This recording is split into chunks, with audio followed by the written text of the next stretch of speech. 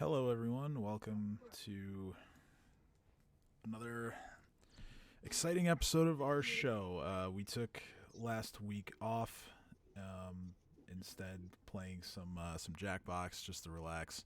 But we're back with another Pathfinder game, and we are gonna jump right into the recap. So last week, you were all approached by Sheriff Hemlock, and he explained that there has been a string of murders going on in Sandpoint right now. These murders have totaled, out of all the people he mentioned, there have been 5 victims, but that's all he said for the moment.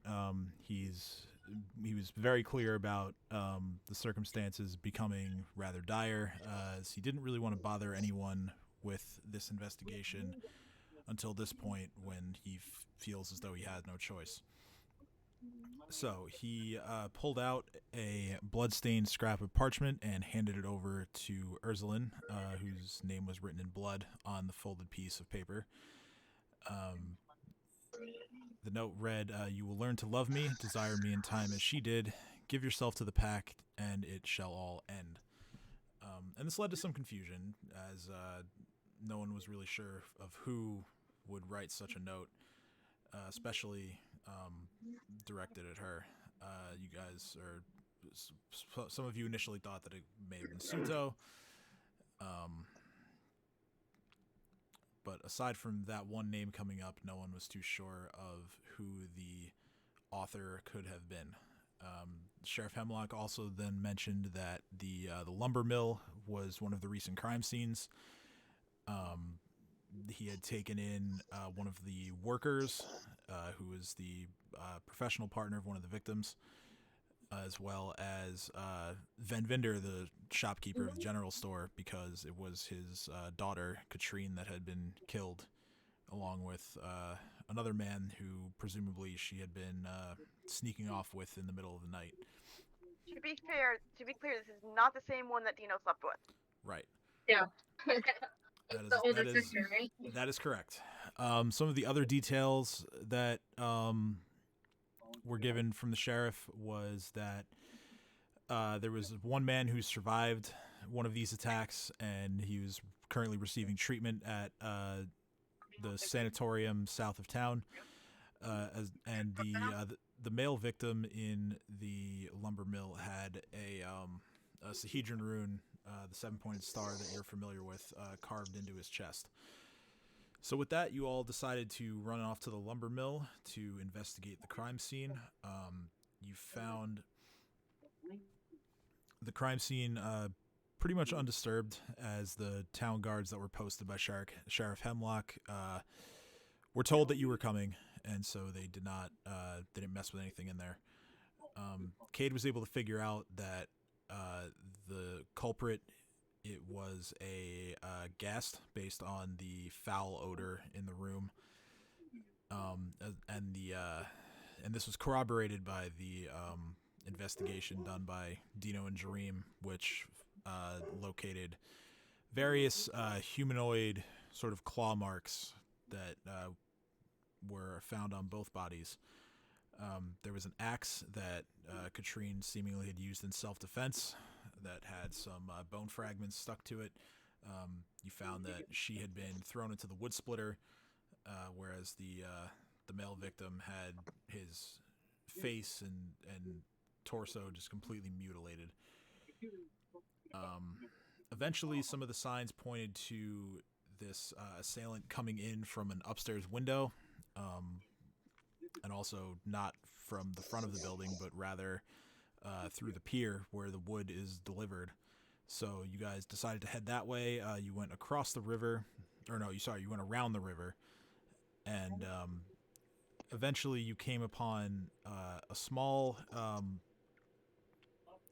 sort of like circular area inside of a marsh on the other side of the river, and the footprints seem to indicate that this person only goes to and from the river and had never really left the site. But at this point, Dino decided to turn into a shark and swim up the river for a bit. He went a total of 20 miles Thank you. swimming before he turned back into himself. So, logistically speaking, 10 miles out, 10 back. Not really turning up anything. At this point, it was deep into the middle of the night. You guys were pretty unsatisfied with the lack of leads that you had found at this outdoor site, and so you decided to head on down to the sanatorium at this ungodly hour and see what you could turn up there. You arrived, everything was locked as you might have expected for this hour, but that didn't stop Ursula from trying to blast the locks off the doors with her shiny new rifle. This prompted a man to angrily come outside and demand to know the meaning of what you were all doing. He was understandably upset that you guys came to his door, literally guns blazing, and he threatened you all if you didn't leave. So eventually you decided to turn back and head towards the Rusty Dragon to bed down for the night. So, we're going to pick up from there. You guys arrive back at the Rusty Dragon at almost 4 in the morning. There is understandably nobody in the tavern area when you arrive. All the lights are off. Place is empty. So, what would you like to do? Alright, before we start, I didn't want to interrupt you, but there's one thing you forgot. Oh yeah, what'd I forget? While I was still a shark, I went the other way, like towards the ocean, and I found traces of something I'm unfamiliar with that's over there. So there's a hint that he's been traveling via the ocean. How do you remember this? It's been 2 weeks. I have the brain of a memory.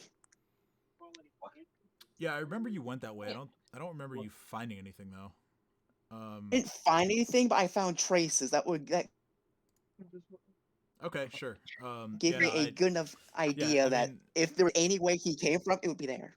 Okay, yeah. I mean, I don't have that in my notes, but you're probably right. I'm not gonna dispute it. Because yeah, you do have a very good memory for this stuff, and you've caught my mistakes before. So, yeah. Again, it is the wee hours of the morning in the tavern. Again, there's no one there but you guys.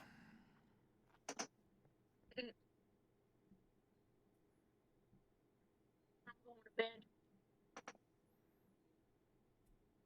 Okay. So Ursula heads up to bed. I imagine the rest of you are doing the same, but if anyone wants to do anything before resting, please speak up. Honestly, Head to bed. I'm gonna go check on the pup and then go to bed as well. Yeah, the pup is just fine. Doesn't even really stir from you coming in. It's fast asleep. So you all go and take your rest. You wake up the next day. It is understandably you guys have kind of slept in a little bit given how late it was when you finally got back. So it's pretty late in the morning, probably about like 11. But it is now, let me finish changing the date on here. It's Fire Day. It's Friday. Yep. Well, it's Kat not. may It's or may not Thursday. have stayed up all night finishing her book. Oh, so yes, Kat. Wait, you stayed up all night? Kat will not tell you which book she was finishing. Okay, but you stayed up all night. All night. Or rather, Kat fell asleep on top of the book that she stayed up late reading. So you got not a full rest, basically. Yes. In other news, my mother made corn fritters and she brought me some. And she gave me a little dipping dish of honey and they're delicious. That sounds amazing. Yeah, they're really good. I need to scour up some food. Corn fritters, the best use of extra corn.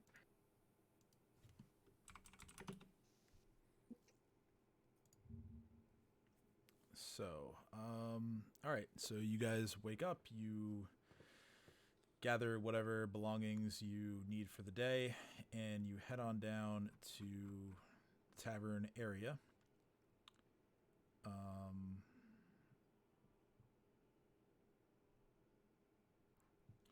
Where Ameko and Bethana are working on some food for you, and Ameko also mentions, or rather, when she sees all of you, she says, "Oh, glad you're all awake. Sheriff Hemlock left something for you. He had forgotten to bring over one of the other sort of documents that he thought would help you." And she goes and hands you a note.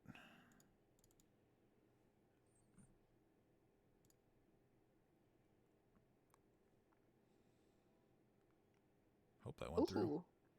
Yeah, I got it. So it reads, to Mortwell, Hask, and Tabe, a deal has come about that I need capital for. It involves property and gold, although I'm not at liberty to tell you the exact details. It will make us all rich. Come to Bradley's barn on Cougar Creek tonight. We can meet there to discuss our futures, and it is signed the very same, Your Lordship, as the first note that was given to Urslan. Hey.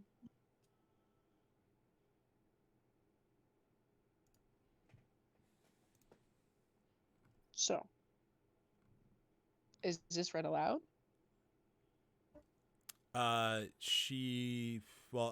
the I closest. mean, we're all so seeing it, so I can only assume so. I'm assuming that it's being shown to everybody, but I'll just read it out loud with cringe. yeah, it was handed to Urslan because she's the closest. Yeah, so And I I'm in made the it. Your Lordship part. I go, Your Lordship. I jump up and down and go, so we know where that are. I'll take the art again, but I only see black on my screen. I see the note, but I don't see the map. You don't see the map. I think you need to get your eyes fixed. Hold on.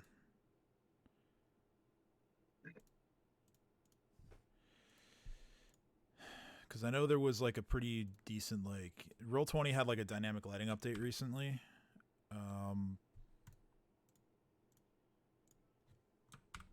Yeah, on my screen it's showing that you have full vision, so I'm just gonna delete your token and replace it. This one wasn't cooked all the way. Okay, there we go. All right, good. Is anybody else having that problem? Nope. And we are in the tavern, though, right? You are. I see it just fine. You are supposed to be in the tavern, yes. Okay. So, yeah, now with this note in hand,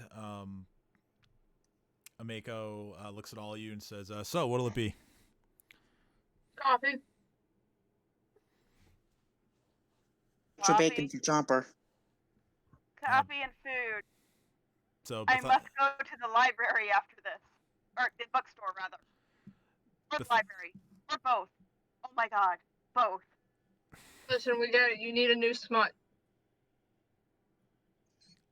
Bethana begins pouring drinks I need your research, you troglodyte.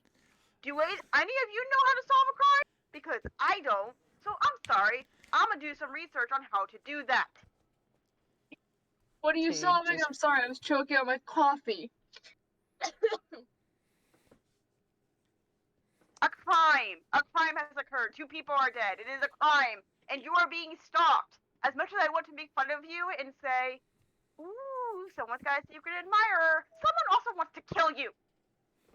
A lot of people want to kill me. I mean, that doesn't surprise me. You'll be adding another to your list soon.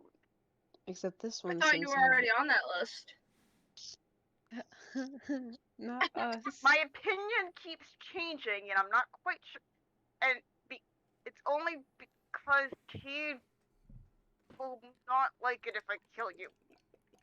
Kay just grins at everyone. Aw, saying, you got a "See, soft we get spot." along."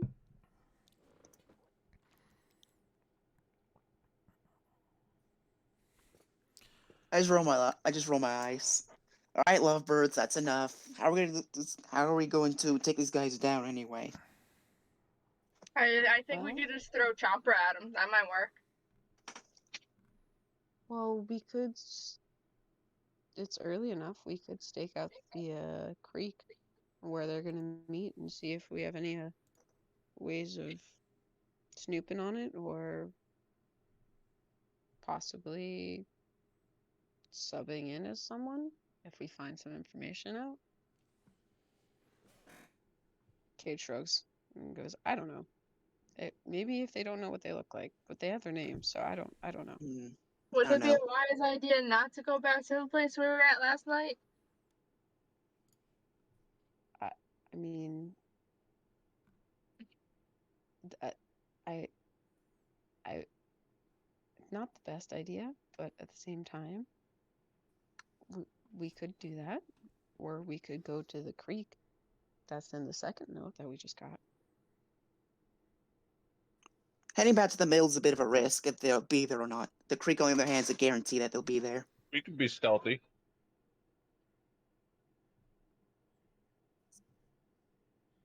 You know what we could Might do? be. Question: how much of an owl does Babu actually look like an owl? Like, does he look like a spirit owl, or does he legitimately look like an owl? Spirit owl.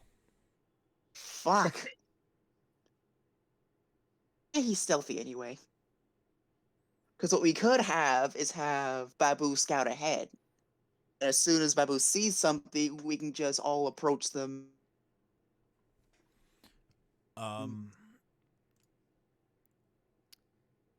Cade, make a local knowledge check about the note that you've been given. Guidance! Not great. That's okay. Didn't need to be great. Wait, do I have local or do I have? I do have local. Okay, yeah, you can try to. I roll planes. Oh, it's not any better. All right. Well, between the two of you, What, so you tell me your lordship has nothing to do with flying aircrafts? God damn it. What are you on about? Between the two I'll of you, explains. between the two of you, with Cade's assistance, the names on the note, not your lordship, the three names that this letter is addressed to,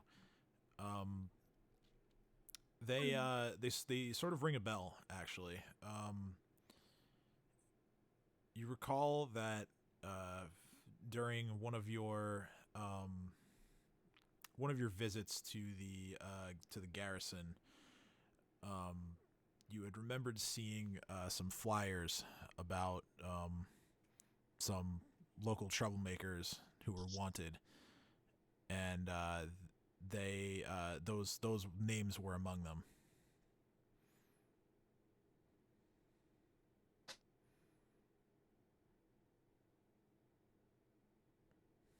I tried to describe to the group to varying levels of success.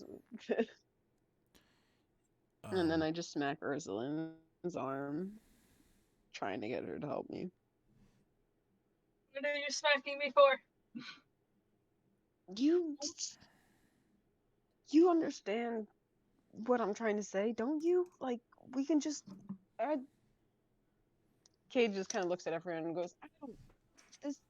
It's all jumbled in my head.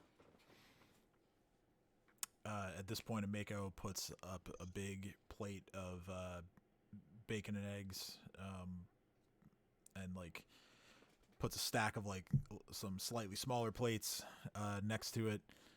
She also puts out a big plate full of like potatoes and some other veggies, and she says, "All right, food's ready. Help yourselves." And she says, "You know, I should probably tell you that in my sometimes mischievous nature, I snuck a peek at that little piece of evidence there. And I was thinking that maybe those three names on there, maybe this meeting already happened. Maybe these are the first murders. But I don't know. I'm just a barkeeper. Oh. I feel like you're Yeah, more that's than a- just a that's a good barkeeper. point. You're Kinda looks not around. letting on to that information, and that's okay. You could hold on to that information for now, Mako, but I don't trust you sometimes. I Kay just mean, kind of looks exasperated and just kind of goes, that's, yes, that thing, that right there was the word I was trying to, those words. And then just head desks onto the front of the bar right next to their empty plate of food. Hey, can you give her another cup of coffee for me? Bethana pours, refills whichever glass she's directed to. And Ameko just says, "Oh well, you know, I used to walk in your shoes, so Mm. I've developed a little bit of a like of mysteries." A decent point that may might have happened already, hence why the sheriff had it. Nonetheless, I recommend we checking that place out, see if it gives us any more hints. Well, if it was already in the past, then we don't need that many people going there. You'll be surprised. I Not mean, sure how common it is, but there's a stereotype saying that a criminal always returns to the place of the crime. not if the crime was 3 days ago. You'd be surprised. I'm Anywho. pretty sure that if we just send 2 people over there, we'll be good.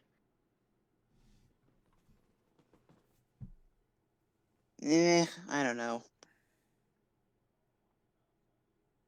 Time like this, especially with our own party members being hunted down, I don't like the idea of splitting the party. Well, give me the mass majority of the group, and I'll be fine. Or we can have her fight. Well, even then, a gas dealing Wait, with did she just 4 say people is better than dealing with 7. I can't Sorry, I had some thing. Or we can have Ursula hide in her room and like have a guard at all times by her door, or in the room with her. Sorry, you don't get privacy when you're, protection. I feel like that's the wrong route to go because I don't need to be hidden in my room only to find out my entire party got killed because reasons. No, your entire party won't get killed. They'll be the person who's in there with you. Oh dear. And that person won't be me because I might kill you. Kate just Nah, you're raises kind of their hand. squishy. You die first. I resent that.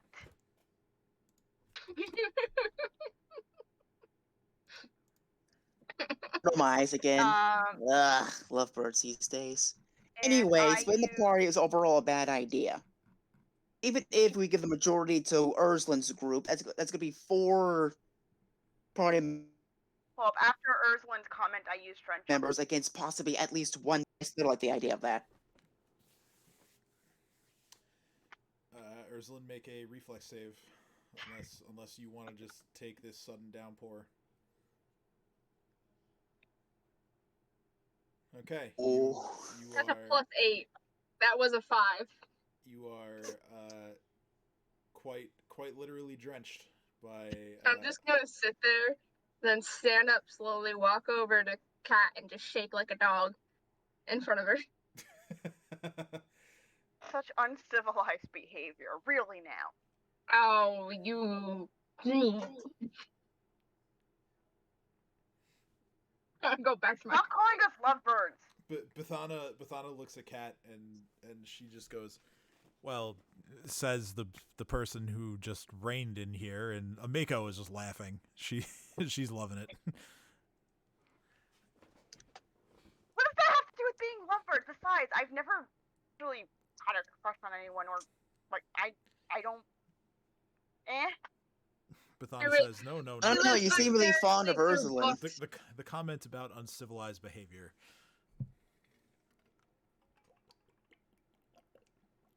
No, I just respond to a cat and say, yeah, you just live vicariously through books. Who? I mean, like books. the fluffy stuff, not the sex stuff. I mean, I've had sex. I don't care for it. Okay, can Kay I just make kinda like a looks at memory check everyone. to recall what book she was reading the last time that I read over her shoulder? I mean, Yes. From my memory, the paragraph I read was very sultrous. yeah, you so... don't really need to make a check for that. You I think just- back. It was something about it was some like softcore porn about a pirate or something. Yeah, I've got the book titles here somewhere. Yeah, here we go. No, it wasn't Criminals and Captains. It was yeah, was it Climax Without a Conscience? Was that it? Yeah. that was the one, yeah. Right, yeah. Yeah. Like, So. look.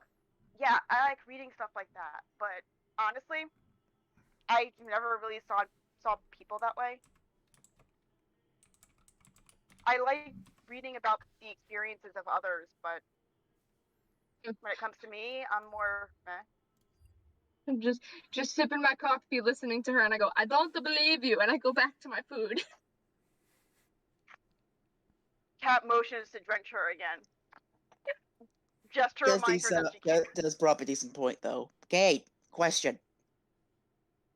Kay just looks up at Dina. What?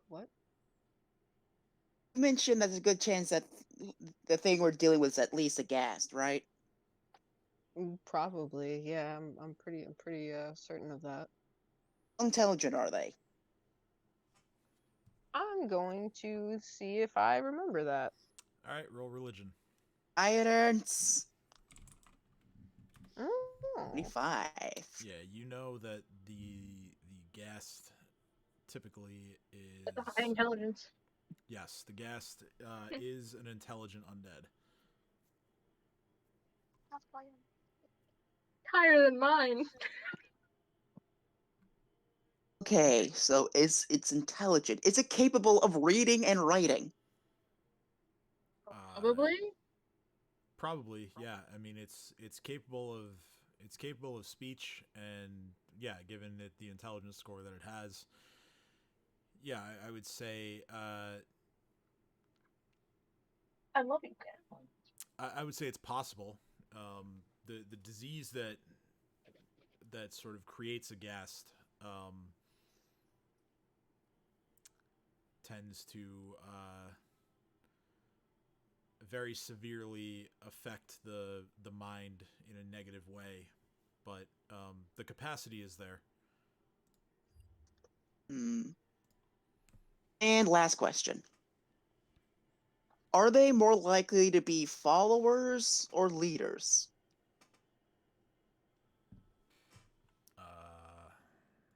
You guys go to the library and get a book on ghasts and get all this information. Gas have good charisma too, so they are probably capable of leading other creatures. Alright. Anyway, I suggest we go to the sage to see if we can get all the knowledge we can about this thing. This knowledge is definitely helpful, but I like to be precise. Okay, so not to really interject here, but I've heard 3 different places so far, or technically 4, if since Kat wants to go back to the bookstore. I've heard that. I've heard investigating the creek, the sanatorium, and now Brodert. So I mean, Let's say the sanatorium. could do any or all Yeah. of them. Just Gotta pick one first. yeah, you guys can figure that out. I'm just keeping track for my own mental state here. So how about we roll d4 for it? I'll roll it in secret. What do you want? What do you want each number to be? Sage for 4. All right, so going in the order that things were brought up. bookstore number 1, Creek number 2, Sanatorium number 3, and then the Sage. We'll go with that.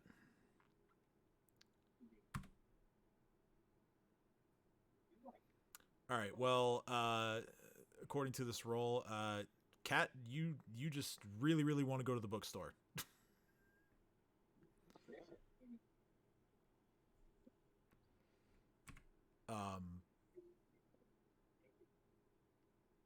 You guys could totally split up though if you want. You could do bookstore and Sage at the same time, maybe. Yeah, I like that. I am curious about the bookstore, so I'm gonna tail after Cat. Okay. I'll go to the Sage. As will me and Chomper. All right. So that's 2 for the Sage, 2 for the bookstore. Urslan, what do you want to do? Don't care. I'd be content. Ameko looks up and sees that you guys are finishing up with your food, and she says, "Oh, that's right. The marketplace is in full swing today too." Yeah. You know what? I'll go there. All right. Oh shit! Sorry, I just dropped something. Okay. Like a draft of dice. What was the roll for? No, it wasn't a die. It was a lighter. Let's see. What the lighter roll? Landed on its side. Rolled a 2. Yeah, that one. All right, so let's see here. Sage.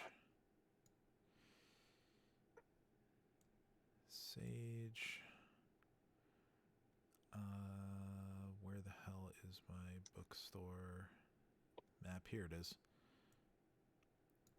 Bookstore, and market. All right. So we're gonna do. We'll do bookstore first.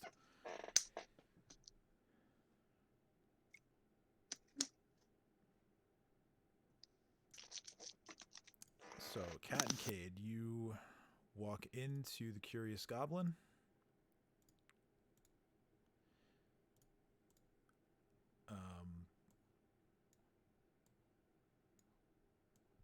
The guy who runs the store is standing behind this desk. He's preoccupied with something that he's reading on his own. So at this point in time, I actually just kind of start looking to see if I can find a small book and ink, like empty book that I could write. Cat just runs straight and says, "Hey, so do you have any like books on how to solve crimes or how to solve a He says, "How to solve crimes." It's not something I get asked for. in this town, really?" Well, you know, Sheriff Hemlock and his town guards are very good at what they do. So we don't really Cat have just any. looks at We don't have any sort of rogue agents coming in here asking for stuff like that. Cat just looks at him incredulously, like, "Okay, sure. I guess I'm unique." Well, I do have. Let me see. I think I have some books down this way, and he goes into like this section all the way down here. He says, "Well, you should be able to find something about investigation over here."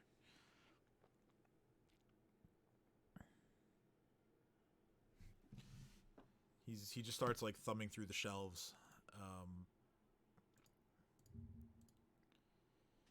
And he finds one book that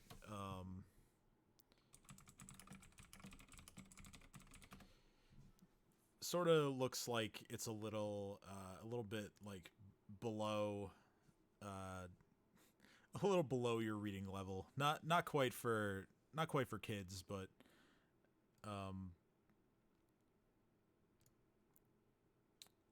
either way, it doesn't look like it's particularly like professionally done. But he brings it back nonetheless, and he goes to hand it to you, and it's a pretty like plain looking cover. The whole thing is black hardcover book.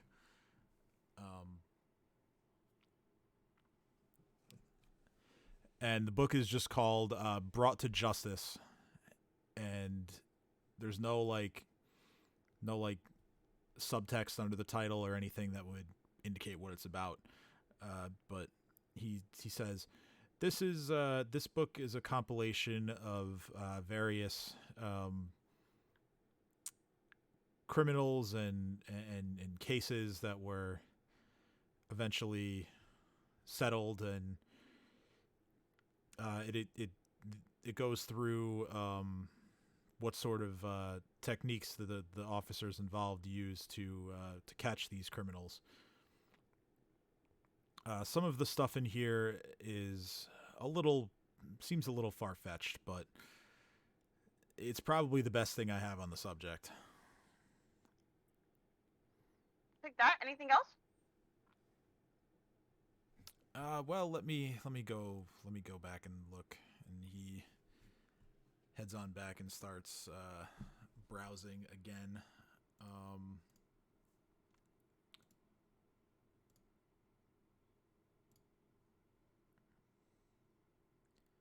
He seems like a bit troubled as he's looking, as if he is really struggling to find something that would be suitable.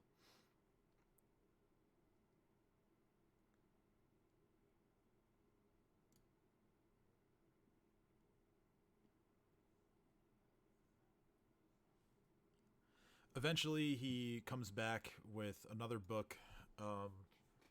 He briefly describes to you that this is it's an older book, so it may not be fully up to date, but it's a general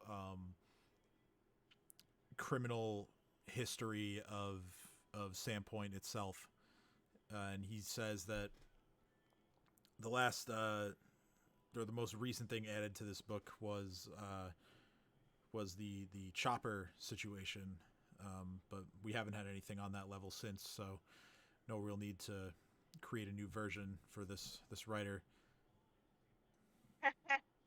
Sure.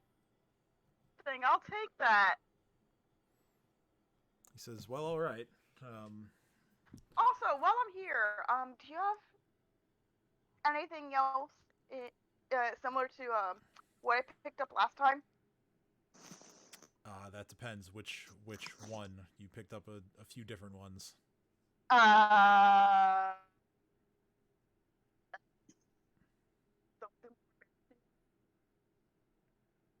Sorry, you're kind of breaking up a bit. I couldn't. Oh, the more embarrassing one? Oh. He says, yes, the smut. Please don't say that so loud. I'm already getting crap about. He says, well, He grins in the background. Any particular flavor that you're looking for?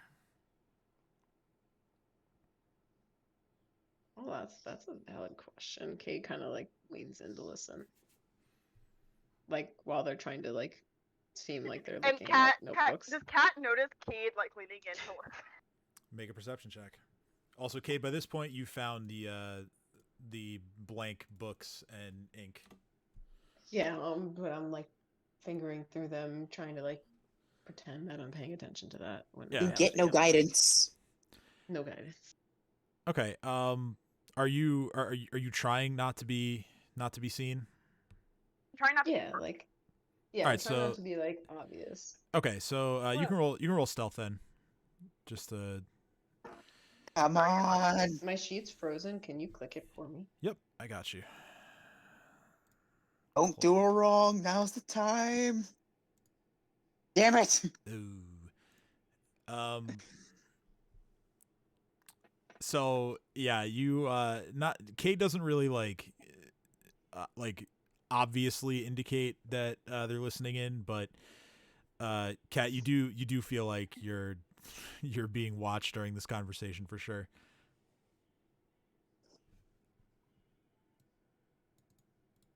All right. Yes. This is what. Do you have anything that's not like? Do you have different types of couples?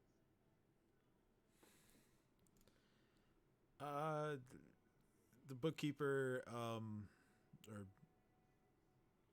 or the bookshop owner rather, he thinks for a moment and he says, "Huh, that's rather progressive. I I think I do have something that you're looking for. Um, let me check." And he goes back over to the corner here. Um, he searches for a little bit, and he comes back with this book is like whoever wrote this and had this published was like just did not care about the perception of the book at all. This is a pink bound book, hardcover and everything. He walks over and he hands it to you, and the book title is "Lady Loves and Sweethearts." Looks at it and goes, "Do you have a book jacket or something I can stick up?" At this point, I just start laughing. I can't contain it. The shop owner has a little bit of a chuckle to himself. He looks at you, says, "Well, there's nothing to be embarrassed about, but yes, I do have something that can cover that for you." Dude, it's bright pink and it practically screams, "Hi, I'm reading smut. Can I please have a jacket cover? I like some privacy in my life." There's no privacy with. Well, he says, "Well, if you're daring enough to read this stuff in public, then well, I respect that." What's that supposed to mean? Hold up. Well, there are some about town who, really don't care about how they look when it comes to reading stuff like this. There are some people who just they really embrace it and they advertise it. So they don't ask for any sort of jackets or covers for these kinds of books, but I do keep them around just in case there's someone like you who wants to be a little more discreet.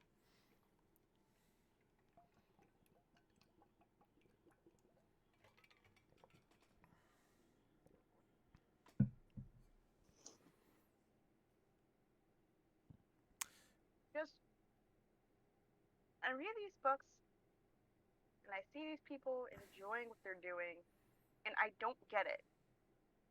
I feel like it's all lies. So I'm hoping maybe if I try like a different thing, I might get it. I don't know. True definition of a pervert. He says, "Well, I assure you I don't have any historical texts on the subject, but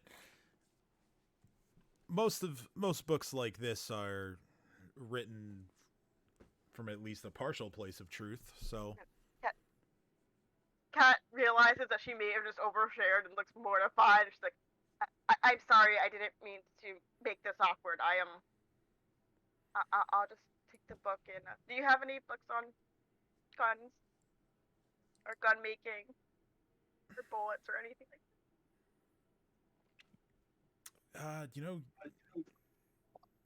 Someone else had come in here asking about that recently. that? It was probably Ursula. Yeah, I made the mistake of telling her about this. I'm sorry.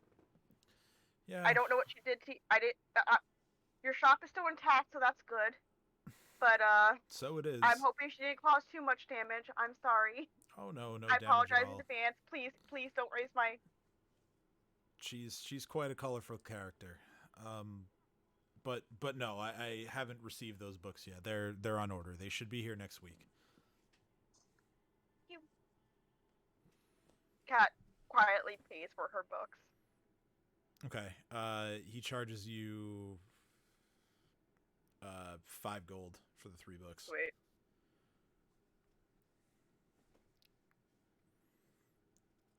Alright, Cat pays the 5 gold.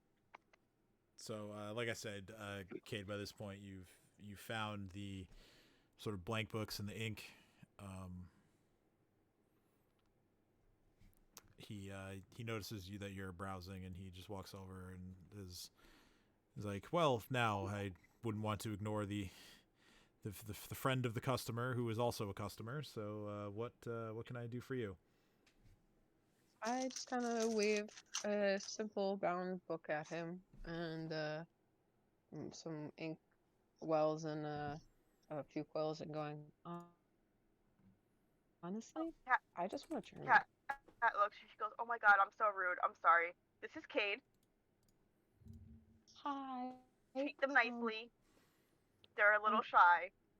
And I'm happy Hey. they're out here exploring." He just says, "Oh yes, I've seen you around town before." I've never actually been able to have a place to put books that they wouldn't get wet or destroyed, so this is new to me. I figured I could just get a blank one and write notes in it first, and if I manage to not destroy that, maybe get one that someone else wrote.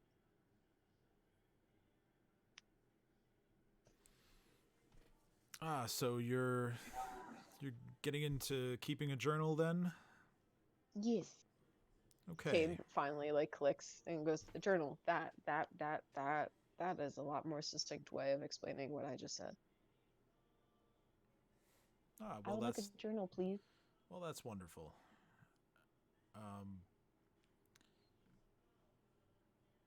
So, let's see. He goes to total up your stuff. So that's 1 journal-sized book. How many bottles of ink? I would say 2 or 3. Okay. And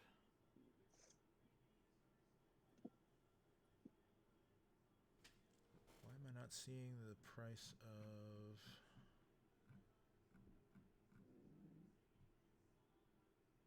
Oh, here we go. Okay. Okay. So, yeah, he does some quick math in his head, totals it all up. He says, "Well, for all this, including this, he instead of a quill, he has sort of like a, it's almost like a pen, but you can like dip it into the ink yourself to write with it. Let me just, where I lost my place on this. Here we go. So yeah, this pen implement, it's all wood with like a metal tip, and he says, yeah, you just dip this in, and it'll retain some of the ink when you dip it. This should serve you well. He says, so that'll be the journal-sized book and 3 vials of ink and the pen. This will cost you about 10 gold. Cade just goes rifling through their coin purse and says, "Okay," and hands over 10 gold. Not even batting an eye, just very "Okay, this is yours now." Okay. Yeah, and he tucks it away with a smile and says, "Well, it's always a pleasure doing business with you. Is there anything else I can help you with?" I look at him and I say, "Do you have anything to keep scrolls protected?" And you Scroll just case. see me pull out of my pocket very crumpled up but completely legible, those scrolls that I've just had kind of shoved in there, going, I don't think this is the best way to keep these. No, I just sworn that you had mostly wands. Also, I'm losing my mind. I thought you said squirrels for a second. Oh, correction. I meant wands. Yeah, I guess. Wait, what? Oh, And then, sorry, no, I'm Miss Dina's right. I meant to say wands. okay. I thought they were scrolls. I have war room documents. I do have papers. That's what it was. My brain. I kind of just look over at the guy and just kind of like, okay, so this is gonna be weird, but I need something that can carry scrolls, random papers, journal, maybe some wands, just all the tiny stuff that can get damaged. Do you sell something like that? I like raise my shoulders like sheepishly. He is going to. He thinks for a moment and he says, "Well, I don't keep a ton, but I mean, I do sell scroll cases. You know, you could tuck your wands in there." That's fair. And I say, okay, yeah, one of those. For the rest of the stuff, he looks around. He says, "I mean, I could probably just find a box to give you." Okay. So I just kind of like light up at the fact that someone's just offering me free stuff. so Even if it is just a box. for another 2 gold, he hands you a couple of scroll cases, and the box he just gives you. He was gonna get rid of it anyway, so.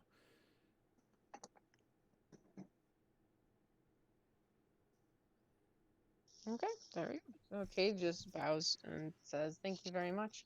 And then looks over at Kat and just kind of stifles a laugh at the now covered book and goes, I'm ready when you are.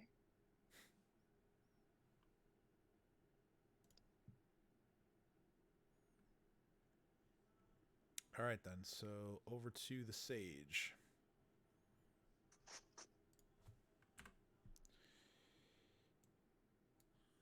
Dream, Dino, and the animals.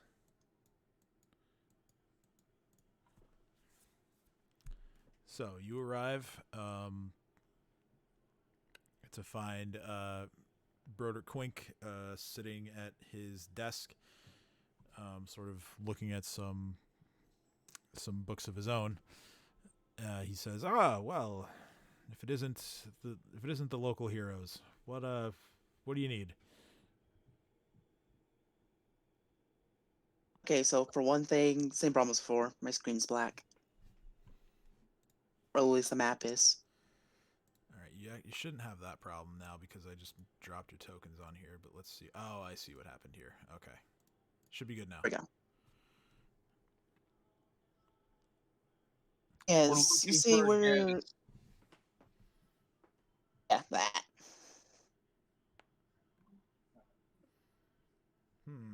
Gas. Well, I do know a bit about those.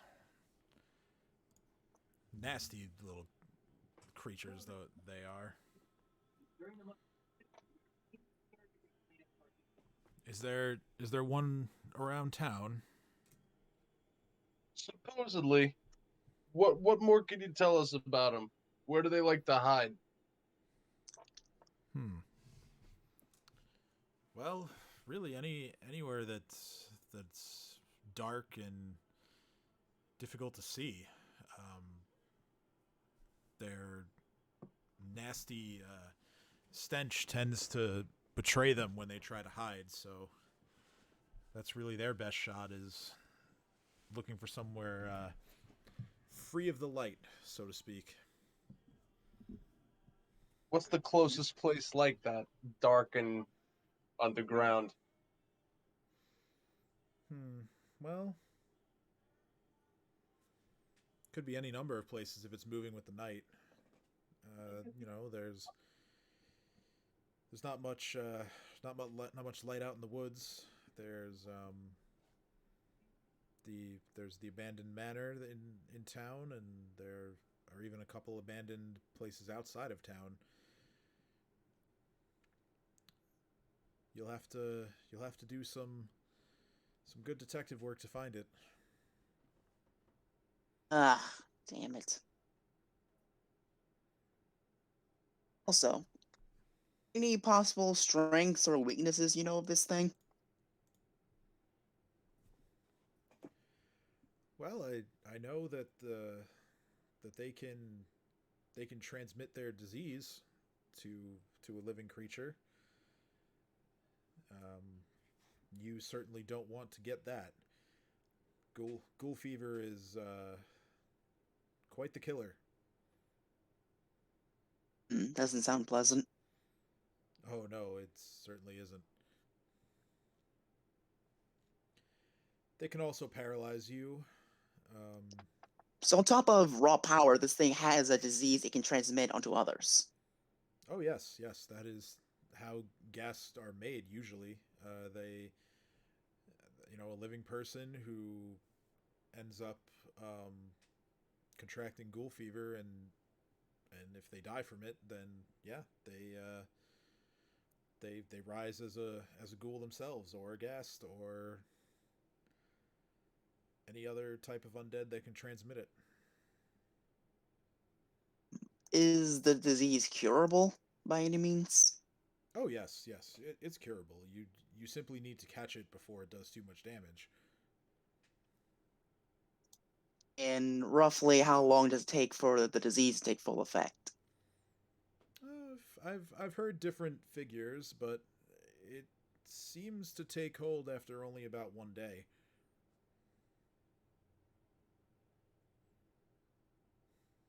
One day.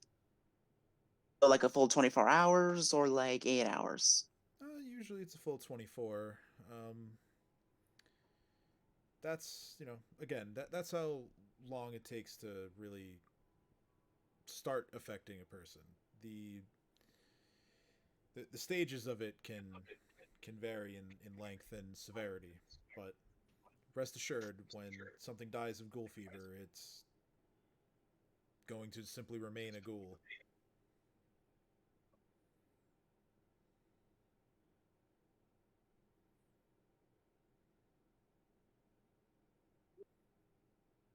Hmm. So where would a ghast hide that they could attack town without being noticed? Well, like I said, they have to wait for the night. Um, certainly most people are going to notice an undead acting during the day, and given the overwhelming stink of death and corruption that they exude, it would uh, it would behoove them to only strike when their target's other senses are compromised. Hmm.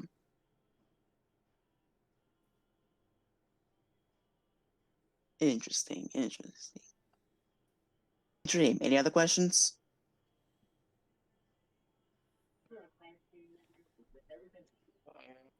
No, I think we should start looking for this thing, or wait till night anyway. Not a bad idea, but well, first of all, thank you, Sage. You're very helpful in our time of need. Well, certainly. I say we head over to the sanatorium, Not yet, Dream. There's one thing I need you to do for me. and that is You know that your favorite place in town to go to? yes. I need you to go to him and ask him if he has anything that will delay disease.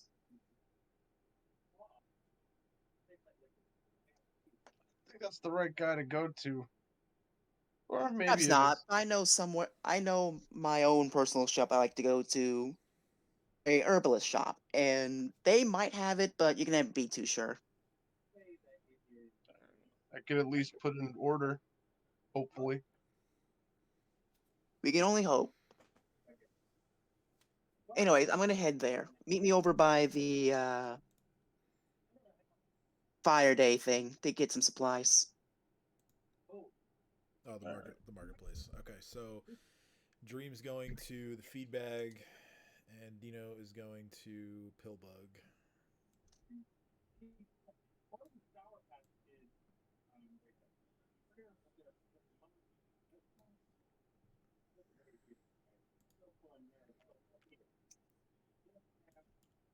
All right, so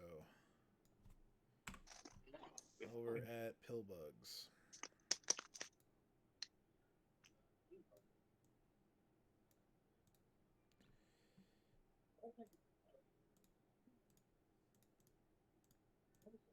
Okay, there we go.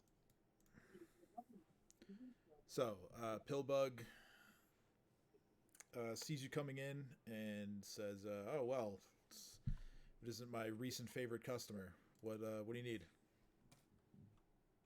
Yes, thank you. You see, I'm a bit of a bind right now. I'm dealing with something that has abnormal effects. And I'm hoping if you have a plant or really anything that can go against it. Hmm. I'm looking for something that can fight disease. Or at the very least slow it down.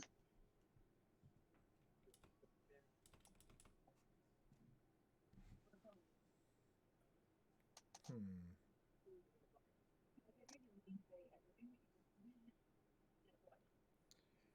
Well, I might have something, but I gotta tell you, it's gonna cost you. It's fair. He goes he goes and starts searching around, finds a box and brings it over to show you. He says, "Well, normally I don't I don't deal much in the curative stuff, but I got this box of fruit in, and I don't really know what to do with it. And as you look inside, it kind of looks like each one kind of looks like an abnormally large like blackberry."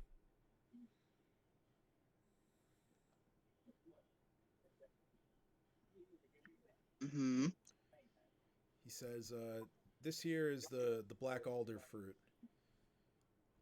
Um, I've never had to use it myself, but from what I hear, it it can help you fight a disease. It won't cure it straight away, but you'll have an easier time managing." That's about what I need. Much for it. Well, each one of these,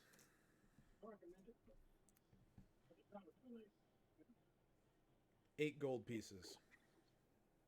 8 gold pieces each. Hmm. And you look in the box, and he's got probably like 12 to 15 of them.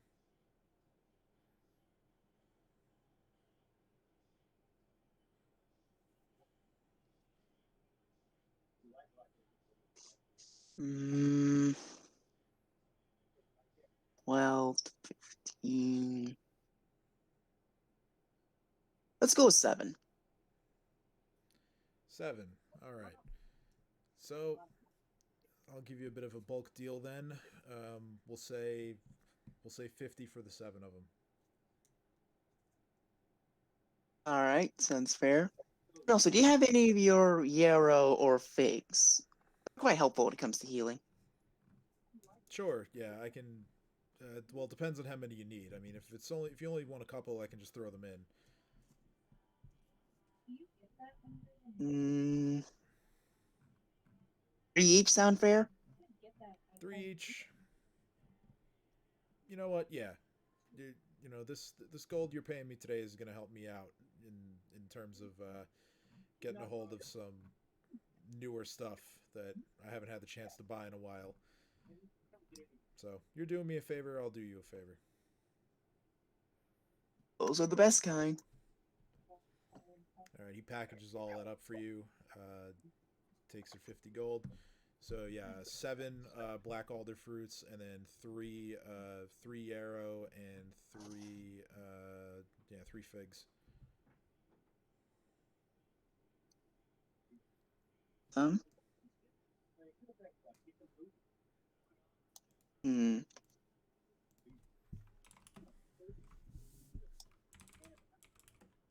Oh, and one more thing before I go. Sure. What's up? Can't give away too much, otherwise, don't worry about it. Anyway, if you smell a horrible decaying smell, get away from get away from that. Hmm. He pauses for a moment and looks at you and he says, "Well, that's oddly specific, but I I will." It's good. All right, thanks a lot. Okay, I'll see you around. I turn to leave with Jumper. All right, so you Head to the marketplace. All right, so now we go over to the feed bag, um, where Dream and Babu have no problem finding Jabrail, who is looks like he's just finishing cleaning up from the night before. Apparently, there was some kind of rager there, and Jabrail is sort of collecting the last of the glassware. Some of it broken on the floor, but but he's just finishing up and collecting it. And Looks he like says, my kind of party. "Yeah." He looks at you and says, "Don't tell me you took all that stuff in one day." Oh no, I come to you with a special request this time. He says, "Oh yeah, well let's hear it. What's on your mind?" So we're looking for a guest, and they transmit a disease called ghoul fever, and I need you to find me something that could combat that disease or help us fight through it. Well, for starters, why on earth do you want to find this thing? Between you and me,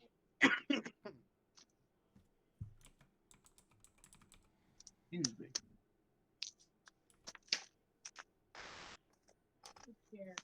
it's killing people around town.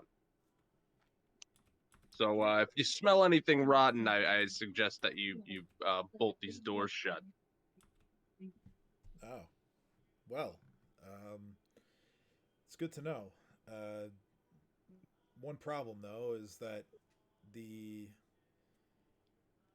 products that I deal in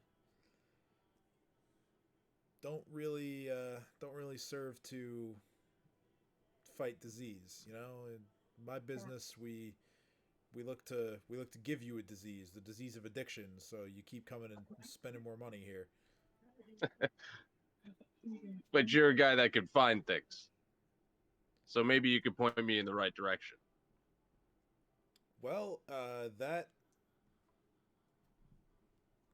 about that. Um, I'm sure you've heard about some of the murders. Three of them, Uh, three of them were men who, not consistently, but at one time or another, have done business with me, and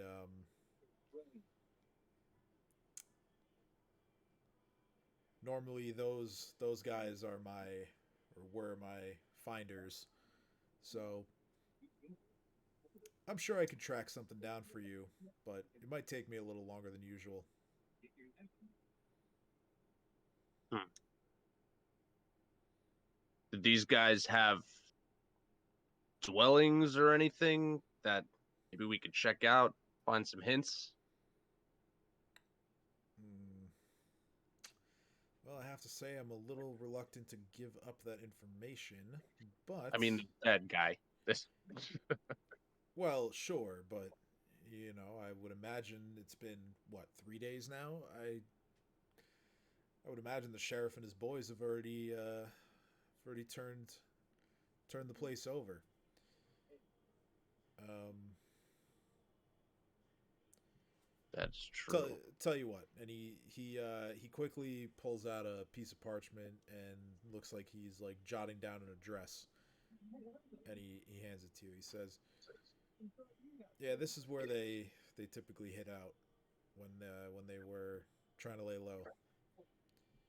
Like I said, sheriff and the town guard have probably ransacked the place already, looking for hints and clues, but there's a chance you find something. And as far as this ghoul fever problem of yours, normally I would never recommend this because I'm certainly not a pious man, but have you tried the goody two shoes at the cathedral? That's a good idea. If anyone's got something to take out a disease, it's got to be them." All right, I guess I got to go to a cathedral now. I'll see you in a week. All right, sounds good. Um,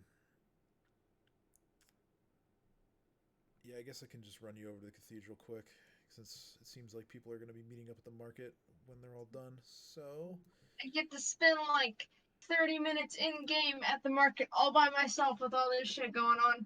yeah, you do. You do. Don't worry.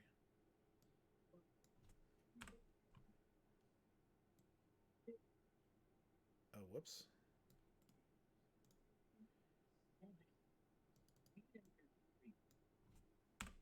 Didn't want to delete the Father Xanthus token. Alright, so over at the cathedral, Father Xanthus is just walking around idly. Sees you coming in and walks forward to greet you. He says, "Oh, welcome. Some of your friends were just in here yesterday. What seems to be the trouble?" I need something for ghoul fever. Ghoul fever? What? That's I'm sorry. That's a bit surprising. Are you afflicted with it right now? No, don't worry. It's just preventative. Oh, all right. Well, let me see what I can find for you. And he walks off to presumably search for products that can help you. He is going to return with. I just have to load up the thing I use. Oh, geez, please don't take long.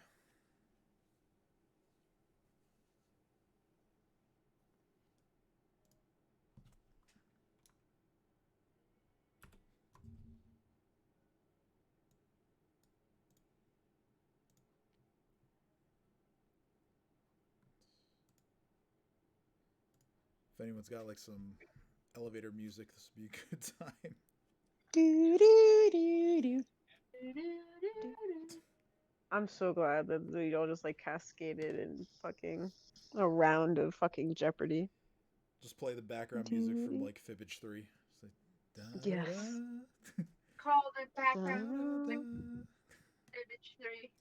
da, da, da, da, da, da, da.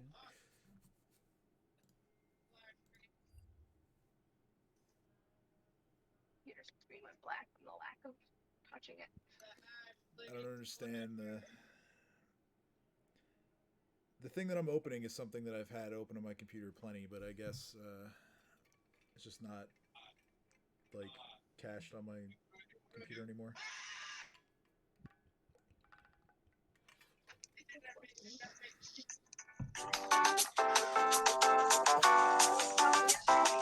Wired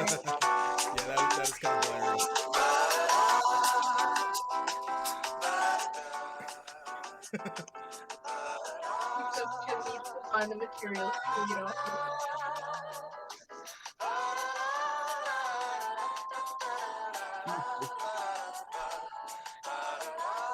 The music Arizlyn hears in her head when she's waiting for her turn to roleplay. All right, let's kill that before we get DMCA'd.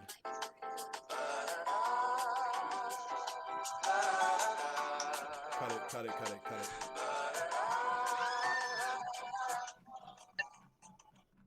What happened? I don't want the VOD to get muted.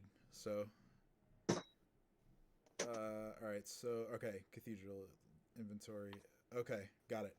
So he is going to come back with a scroll case.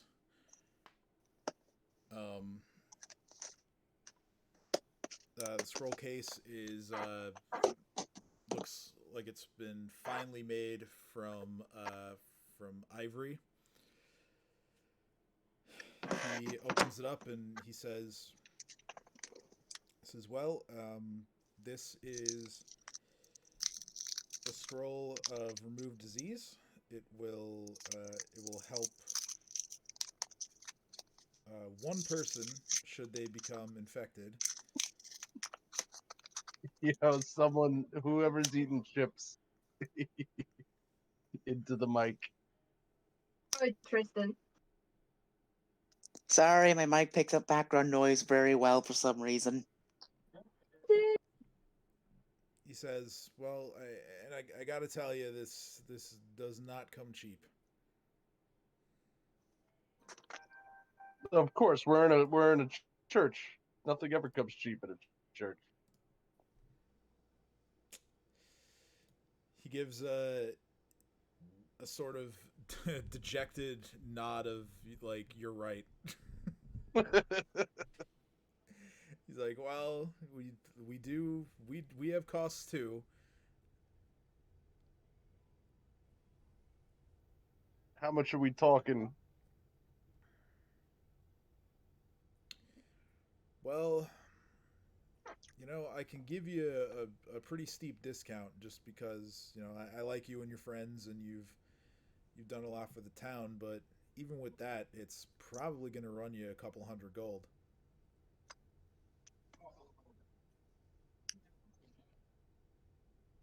You know what? Save it for me, and I'll be back in a few hours. Okay, I'll do that. And I'll just throw him 50 gold as a down payment on it. Okay. So he takes the gold and he says, "All right, well, I'll hang on to this for you as well, just in case you change your mind."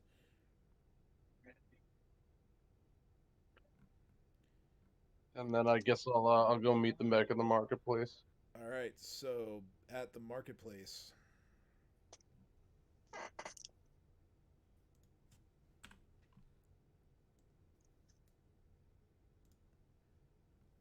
swear all these maps got like the settings on all these maps got reset in the update. Okay, so Ursulin, you arrive at the Sandpoint Market.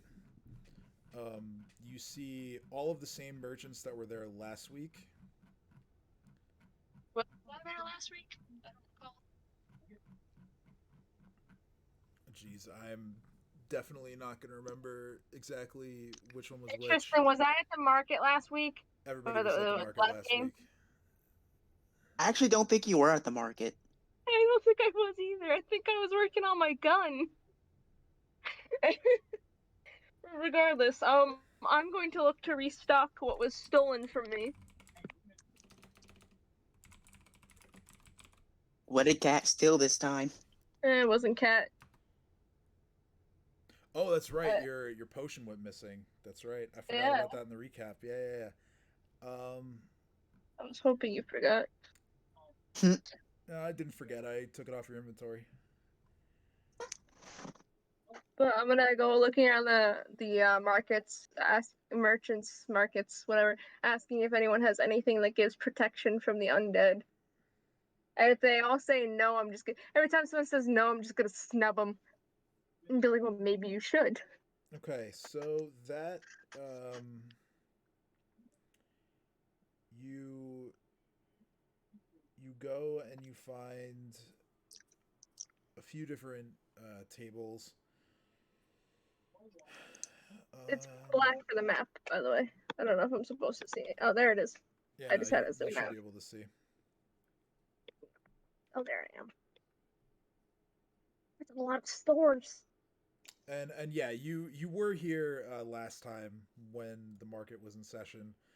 Um, you recall the little halfling guy that you showed your blueprint to. Oh yeah, okay.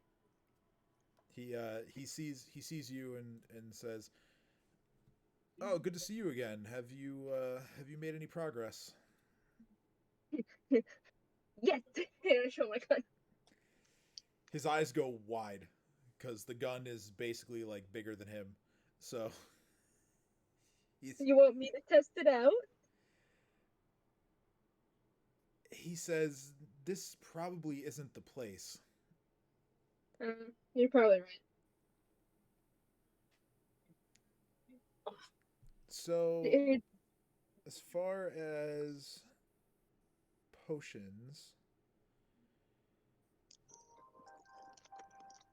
you notice that the guy next to the halfling, the elf wearing the cloak, is back, and in addition to the wands that he sells, which he has those again, he also has some potions displayed on his table. I'm gonna walk up to him and be like, "Do you happen to have a potion of protection against undead?" He says, I'm sure I have something of the sort. Let me check." And he goes through. He knows he doesn't have anything directly on the table, so he leans down and tries to kind of rummage through a bag that he has. Mm. He says, "Well, I do have one. I do have one potion that will allow you to go undetected by the undead."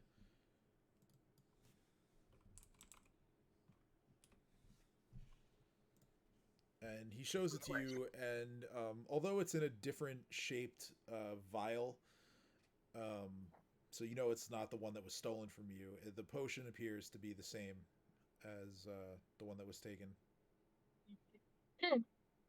And just out of curiosity, how long until the effects take place? Like, is it immediate, or do I have to wait? Do I have to take it with food? Like, what do I have to do? He kind of looks at you a little bit confused and says, "Well, it takes effect immediately upon drinking." Oh, cool, I'll take it. All right then. Well, that'll be 50 gold. Oh, it's not too bad. Expecting it to be more.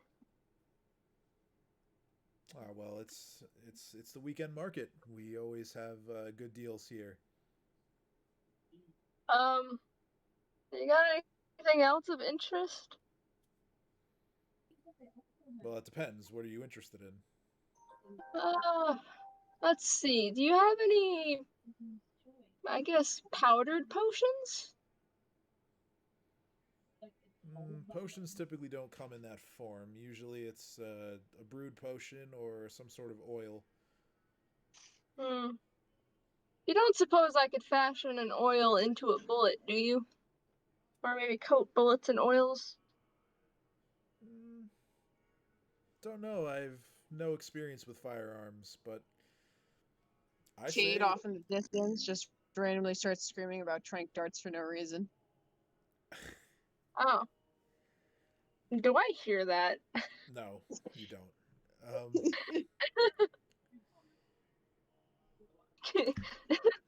Well, you could always give it a try. I guess there's no harm in that. There's really no harm. Because I was gonna say, if I have the faint feeling with a high enough roll that I could hear Kane mentioning that, I'm gonna do something. Was it perception, right? Yeah. Oh fuck! I mean, Whistle of the wind. yeah. I mean, you definitely don't hear Cade's bout of Tourette's that Hold on. occurs. I'm gonna ask him if he has any offensive, I guess, spells that are in potion and or oil form. He thinks it over, and he says, "Well, potions and oils, they're not going to be the directly damaging sort. You know, that's what the bullet's for." Yeah. Don't do it again. Motherfucker's tickling me. I don't even know what I was gonna say. And I guess I'll move on since none of these are offensive enough. Okay. But I'm gonna mention to him that maybe he should work on splash potions that work offensively, and then I'm gonna move on. He says, "Okay, well, I'll get some of the alchemist stuff in next time." What table do you want to go to next? What are these tables like? Can you describe them to me? So this guy has weapons. Oh, I know what the elf that little tiny guy has. I wonder The what old these guys the have. old guy over here has scrolls.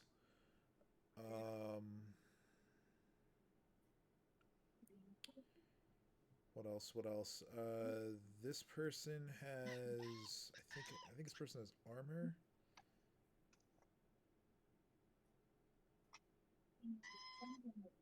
Someone no, is no. screaming in the background. This person has armor. This person is just selling sort of like this was the person that was selling like the fine like robes that Dream got last time. Oh, I guess I'll check out the scrolls guy for right now. Okay, so it's I like had an no need for armor. older human wizard looking man. He sees you coming and he sees that you have a gun slung over your back and he says, "You buying things for friends?" No. You got any protection from undead? Well, let's see. He sort of rifles through the scrolls that he has, and comes up with he comes up with a scroll that is in a jet black case.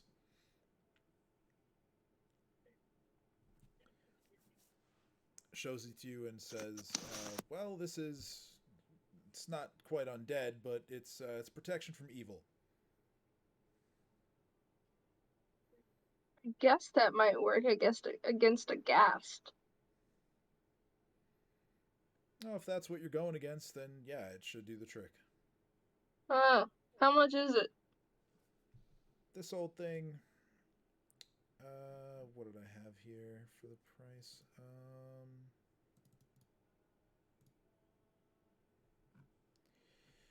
Literally just had it, and now it's gone. Heckin' oof, mate. F in the chat. Yep.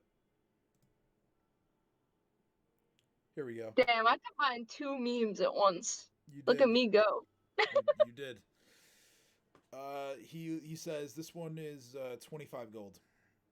Oh, that's nice. Yeah, and then the casing. The casing doesn't disappear after I cast the spell, does it? No. Or does it? No. Do you need to be a spellcaster to cast this? You can try to use it through force of will, but typically, yes, the spellcaster is the one who would have to use this. True. Well, I A couple of those. And the casing doesn't disappear, right? Because I No. like that casing. Yes, Sweet. it is a nice I'm gonna scroll buy case. Oh, okay. So it. so he takes your Purpose 25 for gold. keeping the case is to put bullets in it. Okay. And then I can only assume that this is meat right here. Yeah, that Based person. on the picture, that is just meat. Yeah, that person is selling. In addition to this person also has some pieces of armor, but yeah, they also sell like trail rations and things of the sort. I'm just gonna walk past it and be like, should I buy something for Chomper? Should I buy something for Chomper? No. I'm just gonna go on. Okay. What's this table got here? That person has. That person also has weapons. I'm just gonna look at him and be like, I bet you my weapon's better than any weapon you got. The person just like gives you like a scowl and sort of just non-verbally indicates that you should just keep moving. Still better. And then I go back to the halfling. I'm like, hello, I'm back. Okay. At this point, Cat and Kate arrive. Yeah, I figured. That's why I went back to the halfling. The halfling is still sort of enamored with your gun and is looking it over. Pretty impressed.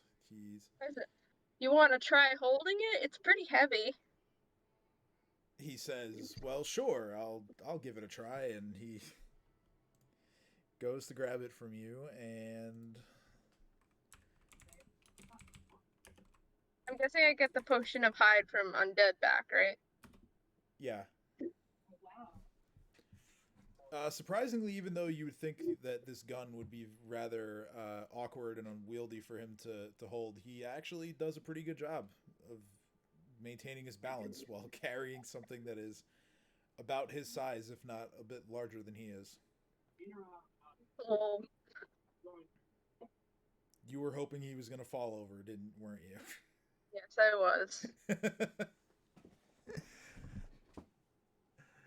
Okay, so Cat and Cade, you walk up and see this little halfling merchant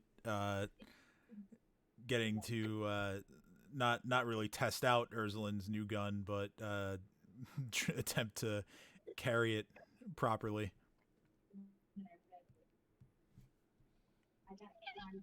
There's another one. So yeah, that's the sight you witness. I repeat, oh good heavens, there's another one. What do you mean there's another one? Nothing. Can I roll insight to see what she meant by that? Yeah, roll sense motive. Cat, roll bluff. What did you mean? I can't roll anything right now. I was just in the process of sending you a message about that. Oh, all right, I got it then. Oh, wrong sheet. My roll 20 decided that it wanted to be done. Roll 20 just borking itself all over. Oh my goodness. So I say that's unfair. Fuck yeah! that's a natural 19 for Cat. So I could just intimidate your bluff. yeah, it's just hard to read. I'm just gonna scowl at her. And I'm gonna say, how is smut buying?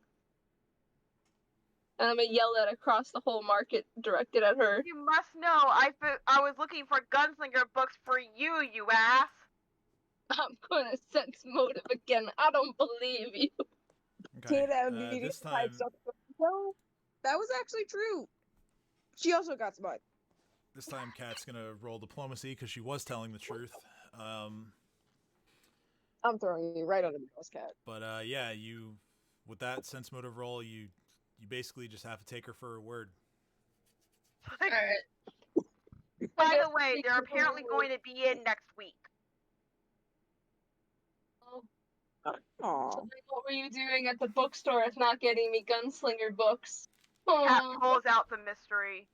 Cat pulls out the criminal book and Oh, all yeah. the books about criminality that she Yeah. bought, and she's like, "These you, ugh." You pull out Brought to Justice. I will be looking through your books later. No, you won't, because I purchased them with my own money. If I find something interesting and relevant, I will share it with everyone. I'll walk over and I'd be like, I'm gonna roll intimidate and be like, I will be looking through your books tonight. Cat bonks her on the head. Where is intimidate? Is intimidate not a thing? Oh, there it is. Hello. Oh, bam. Damn. Yeah, cat just bonks her on the head. She takes a book and bonks her. Poor Playfully, Ursula. not hard. If I'm not you're trying gonna to do that, cause if damage. you're gonna do that, you're. Can I grab the book as she bonks me, or is that a different? Is that a different thing? Roll combat maneuver. That's what it is. I rolled Oh, a you reflex can by try to see accident. what the book is. Ah, fuck. Yeah, no, you are bonked on the head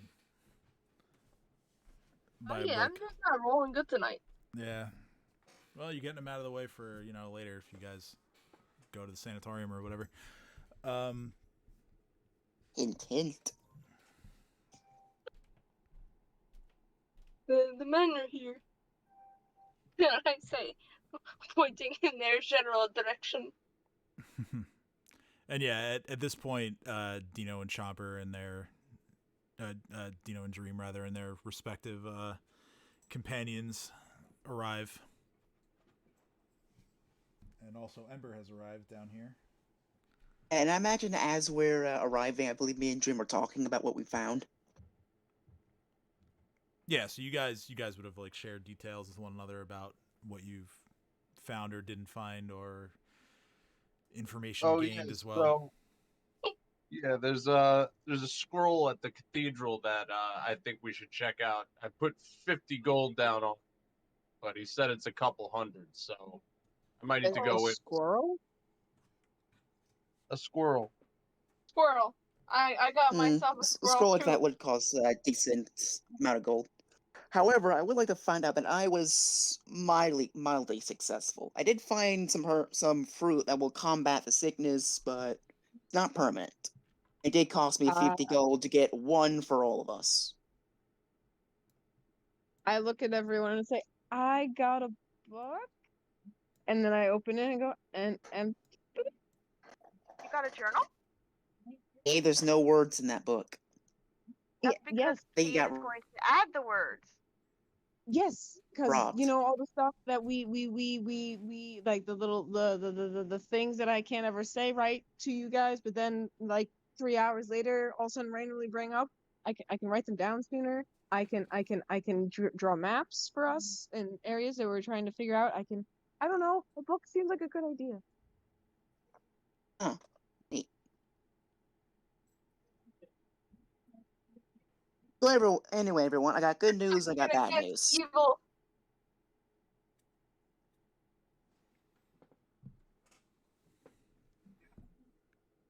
I got good news and bad news. Which would you like to hear first? News. Jesus. What'd you say? I said the bad news. Okay, in that case, you're getting the good news. Oh, that's what I wanted. Reverse psychology. bitch. Fuck. Alright, the good news is that I have these fruit that will help us against the you-know-what. Bro, you already said that. What's the bad news? No, that was me and Dream were talking about. But as we just... For the Oh yeah. for the specific effect of the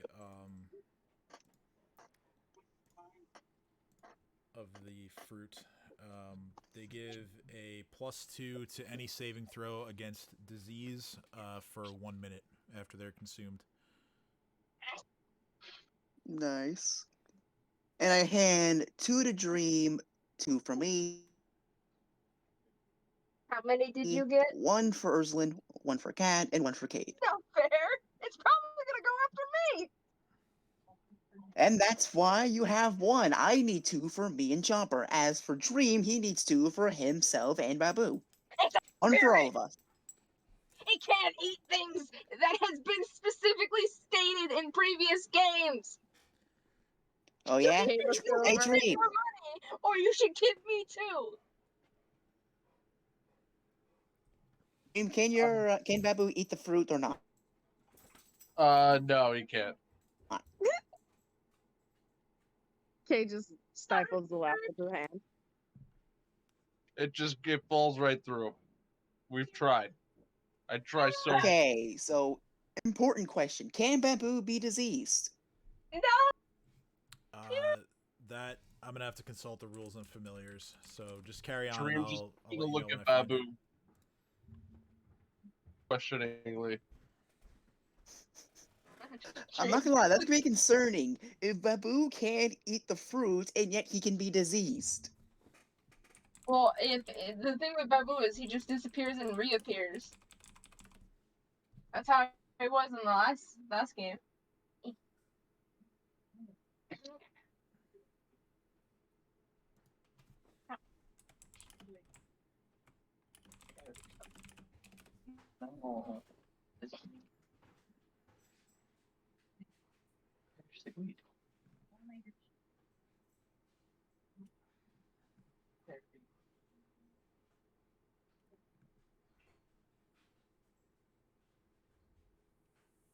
Thank you.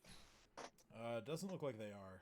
So, well, at least a spirit wouldn't be, but Suffer. I would imagine a regular familiar would be because it's like an actual living creature. Okay, so Babu's in the clear. He can't be diseased. So give me Babu's piece. Fine. Only because you're the one in danger, though, and I've tossed her two fruit. Okay.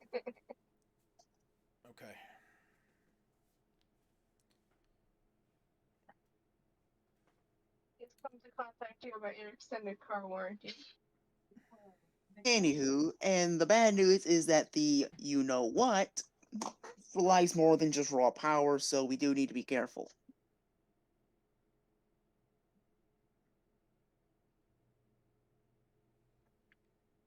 Dream, you said you had some leads, right? I have some what? Leave. Mentioned something about leads, about a map of where this thing's go. Oh no, I have a scroll that'll cure a disease. That's at the Oh, yeah. cathedral. And I just need help paying. It's for the group. Most of the time, I wouldn't mind helping you pay for it, but in my defense, I just buy 50 gold worth of fruit here to keep all of us safe. I spent money on a protection spell and a protection or a hide from undead thing. Was it Potion. for you? Or was it for everyone? Well, the protection from evil is for everyone, I assume. I don't know how spells work. Do I look like I cast things? No, I shoot things. But the hide from undead is for me. The protection from evil is it is a single target spell.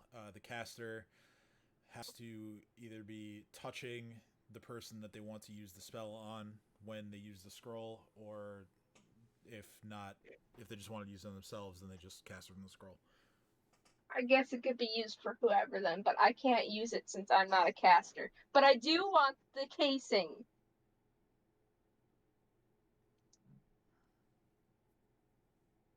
Suggest that you help pay for the scroll. I mean, I already paid for this scroll. That's for you. Yeah. So I kind of look at everyone. Well, I don't have scrolls, but I do have a scroll box. Case. Cade says after trailing off for a second. In my butt.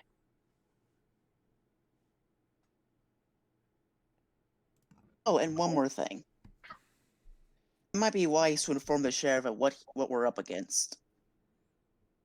Do we need to though? He has guards positioned a couple places along the city as well as the crime scene. This gas is if he really does like the marsh and the ocean, it might be wise to get them out.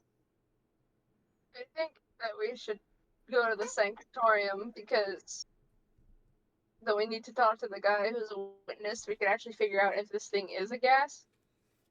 The gas could just be a side mission. Who knows?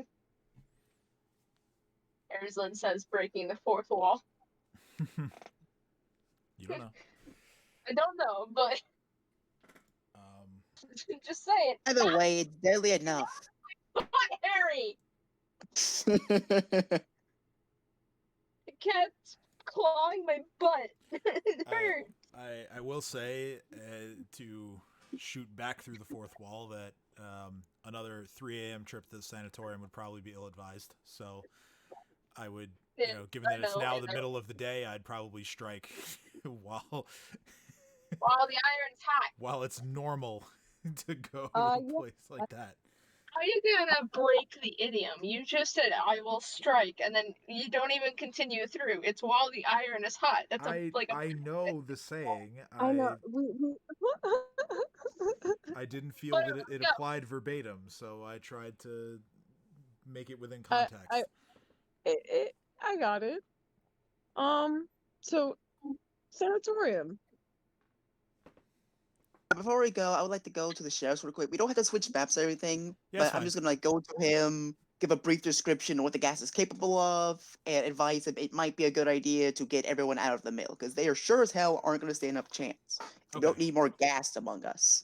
All right then. So we'll say that you head over to the garrison before leaving town. Sheriff Hemlock is there. He greets you. He says, I hope the extra note that I had left at the tavern found you well. Oh, it did. And I got some good news. We are more familiar with what we're up against. Oh, that's great to hear. What are we dealing with? We're dealing with a decently intelligent and charismatic undead that if it strikes you, disease, and if disease goes for too long, roughly 24 hours, the rough estimate, you become a gas yourself. Oh, well, admittedly, the thought of this possibility had crossed my mind, but I had tried to shut it out as merely a fear, but I see now that it's been confirmed. Well, all right then. My men have already removed the bodies from the lumber mill as they have expressed an interest in getting back to regular business as soon as they can. Still advised. I have also released Van Vinder as I don't see any reason to keep him anymore. As well as Ebor, who was the one of the victims' coworkers. I've instructed him to stay in his home for the next few days, just to sort of allow him time to process everything, and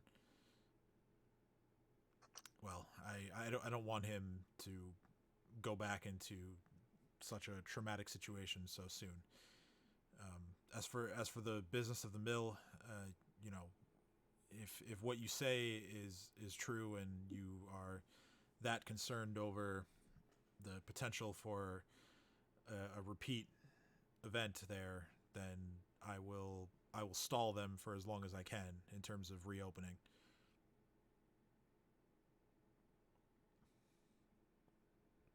Yes, that is advised, and hopefully I have a decent idea where it's hiding. Nothing confirmed, but I have reason to suspect why. All right, well, that's good. What have you found? Well, long story short, I know for a fact it likes the marsh. It's been walking back and forth, and it travels via the water. Not upstream, but in the ocean. So I've reason to believe that somewhere it's hiding in north. And to leave it in the water. Well, And out of character, I completely forgot that he told us like the legend of a famous killer, and he hide in like the something aisle up top.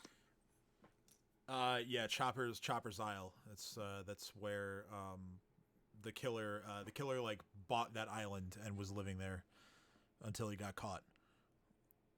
So yeah, after we check out the Sanctum, I legitimately believe that's where it's hiding.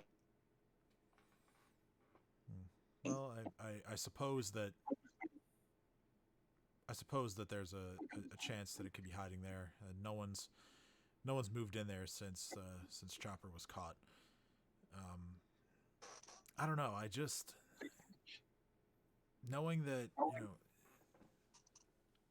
knowing that there was a chance that it was also set up in the marsh. It's just not consistent with it also living on the island. But I suppose there's a chance. I'll send some of my men over to the island today to case it and see what's going on. Bad advice. Remember, if this thing gets you, got more gas on our hands. All right. Well, I'll make sure that I send enough of them that they can all look out for one another. I think the thing Oh, about there was one more part of gas, though, kind of killing people. bit of wisdom. And that is, you will most certainly smell this thing before you see it. It smells like decay, just like how you imagine undead would smell. Oh, So tell your soldiers to rely on their nose and not their eyes. but believe me, the men that I had set up in the lumber mill last night, they told me all about it. They were very, very detailed about how bad it smelled in there. So believe me, So if they know. smell that over at Chopper Island, then he's most certainly there, or at the very least has been there. Well, don't worry. I'll make sure they get a full briefing before they head over there. Good. Alright, that's about everything. Now I gotta catch up to the others. All right. So, you guys head out of town. You then take the road to the south. It's the same thing, which doesn't sound great. Which is a bit of a different path than what you took last time, but eventually you do locate the same building that Ursuline had sort of terrorized the night before with her gun as you arrive back at the doors of the sanatorium. Definitions of terrorism. I mean, in a high fantasy setting, that kind of what you did kind of constitutes a little sprinkling of terrorism. At this time, the doors are closed. However, the locks that had been on them are currently not present. What would you like to do? I am not doing anything. I'll let other people take the lead. I'll probably get shot as soon as I enter.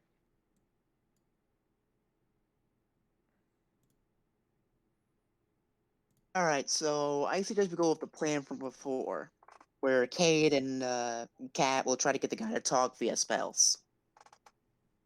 Go. Okay.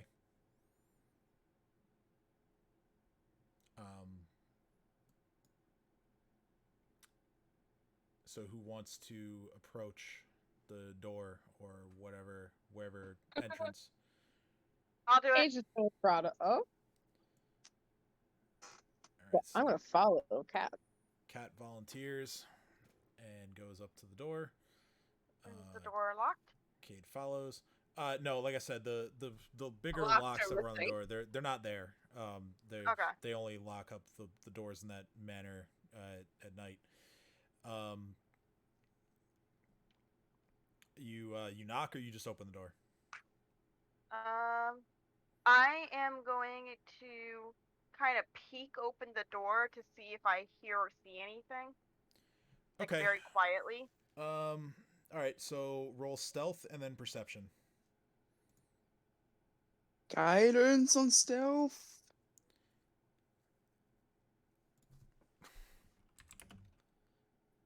Nine.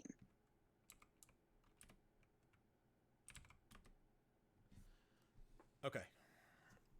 So the door creaks a bit as you push it open. As far as what you hear footsteps heading in your direction, and you see the same man who was there last night. Okay, yeah, I already moved the door in the lighting, so you should be able to see him. Yep. He steps up to the doorway, and he looks at all of you and says, "Oh, you again. Well, I'm in the middle of some frightfully important work right now that needs my attention."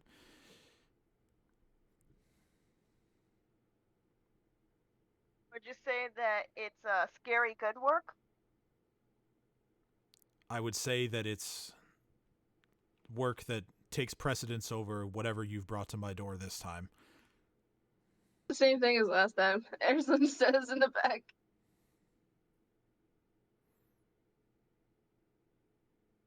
And his eyes are kind of like darting around as he talks. Hey, buddy.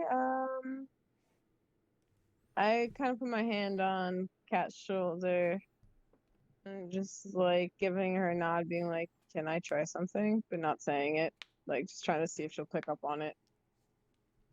And I'm just going, "Hey, buddy, how's it going?"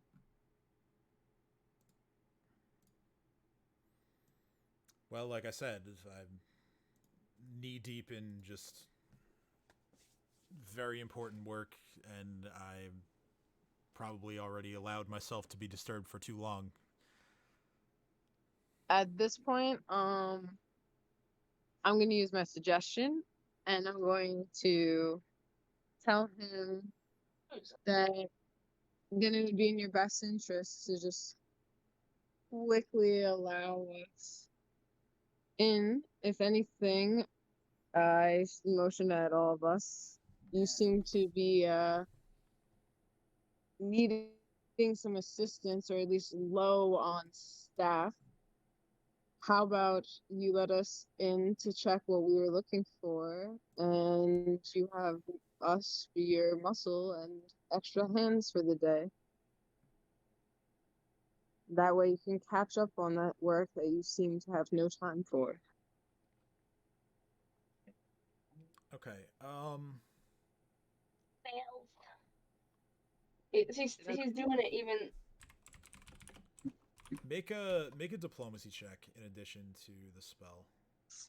Guidance. If you succeed, I'll give him a penalty on the save. Guidance, the thing where you need to be touching someone. Right beside the gate. He is standing next On to the the map. gate. So,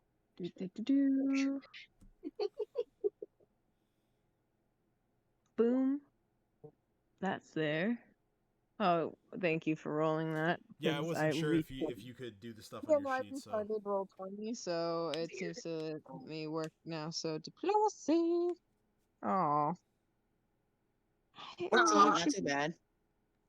okay, that's a bad roll for me. yeah, that's not going to be enough. So he's not going to take any penalty on the save, even though your request is somewhat reasonable. That is a natural 1 on the save. So I love to see it. his eyes, like I said, they were darting around before, and then suddenly that stops, and he says, "Of course, help. Yes, right this way." And he leads you all inside. I just grin at everyone and I just kind of like look at them and just nod, being like, "You're gonna do the things that he asks for help because this is getting us places." And like I mouth that at them. I don't actually say that, and I like turn my head back and I say, "Of course, lead the way." As he steps inside, you first see in this room appears to be a just a reception area. There's a pretty decent sized desk. There are 3 chairs that sit in the room. 2 of them are on the near side of the table and 1 on the far side. You look to your right, and on the wall right here is a cord that hangs from sort of like a small hole in the wall, and just above it there's a sign that says "Ring for service."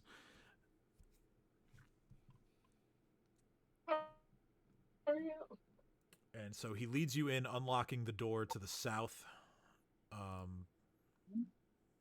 Cade's drawing this in their journal as we're walking, like trying to just like very rudimentary, just like line and like a little square to denote doors.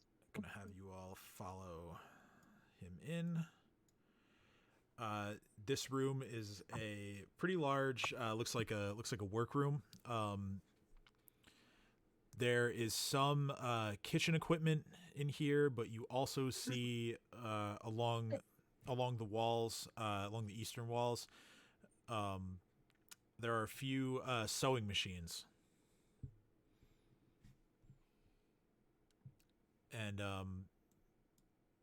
he moves to the doors over here, and he says come on out, guys. And you see two tieflings come out, and they are sort of they're dressed somewhat similarly to the man. They kind of look like they're like the orderlies here. I wave my hands at them and grin and say, "Hello." They just give like sort of a half smile to your greeting. But the expressions on their faces are otherwise pretty serious. I'm gonna look around, being a little taken aback, but looking at the orderlies and then back to everyone else, and then saying, "So, what would you have us do?"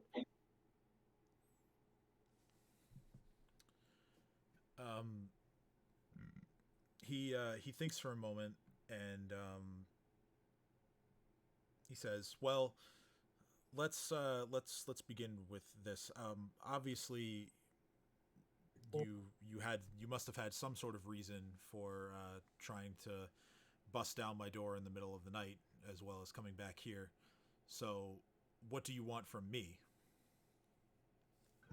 We need to talk to the bodyguard. Well, that.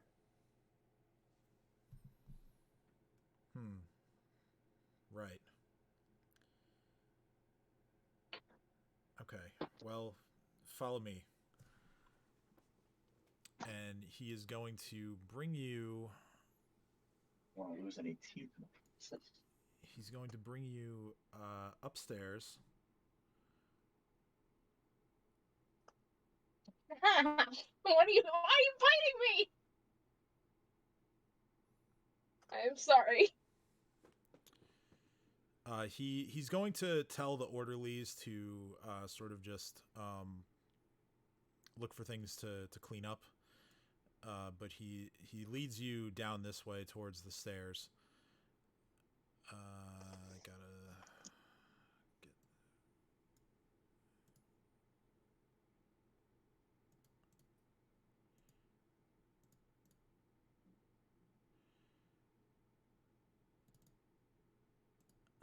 Why can't I?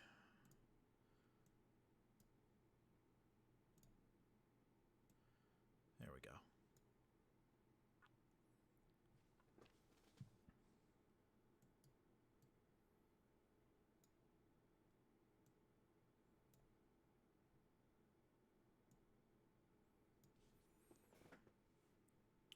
right, so for starters, he leads you all to the stairs, and he brings you through a doorway that goes up to the second floor.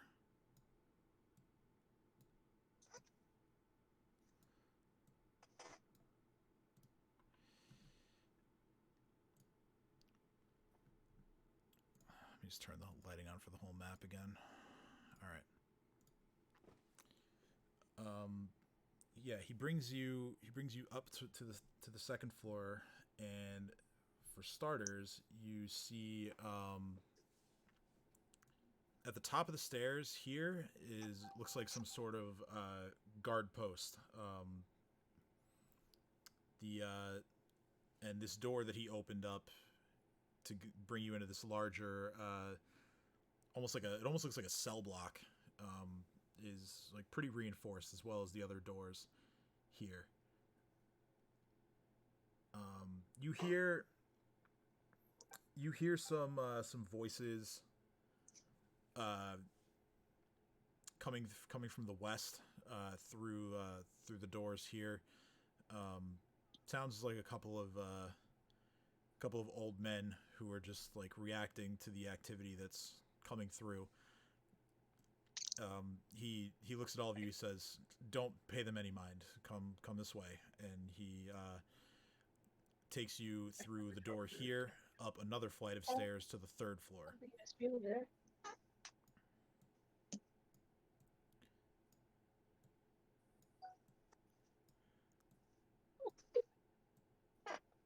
Please stop. Okay. We're moving further and further to an area. Yeah. So you move further in to the hallway. He takes you all the way to the end of said hallway, and he finally arrives at a door, and for some reason it's not letting me... It is once again not letting me move the dynamic lighting. Here we go.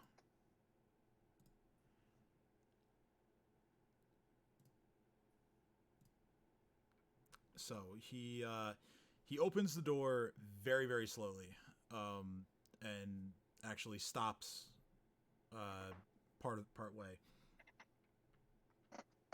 He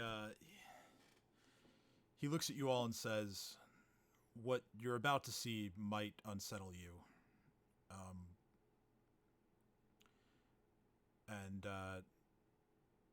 but all the same, you may have a few minutes to speak with this patient, but I really must be getting back to my work, so I urge you to make it quick." Seems reasonable. He's going to sort of walk past everyone and kind of stand back and sort of just observe from there. But Cade, you are in front, and you can now access this room. Like I said, the door is only open maybe halfway. So from your position, you can't quite see the patient, but yeah, he has opened the door to the patient's room for you.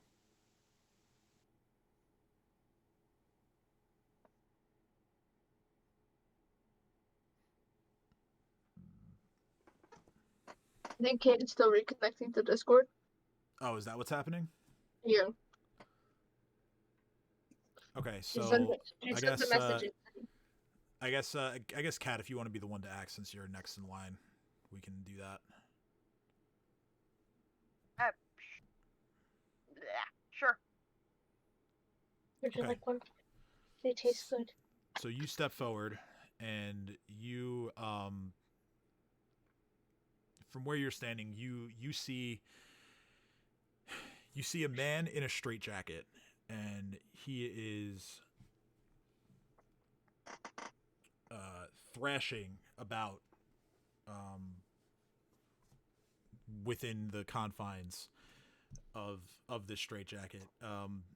The cell that he's in appears to be of the highest security that the man who runs the sanatorium can muster.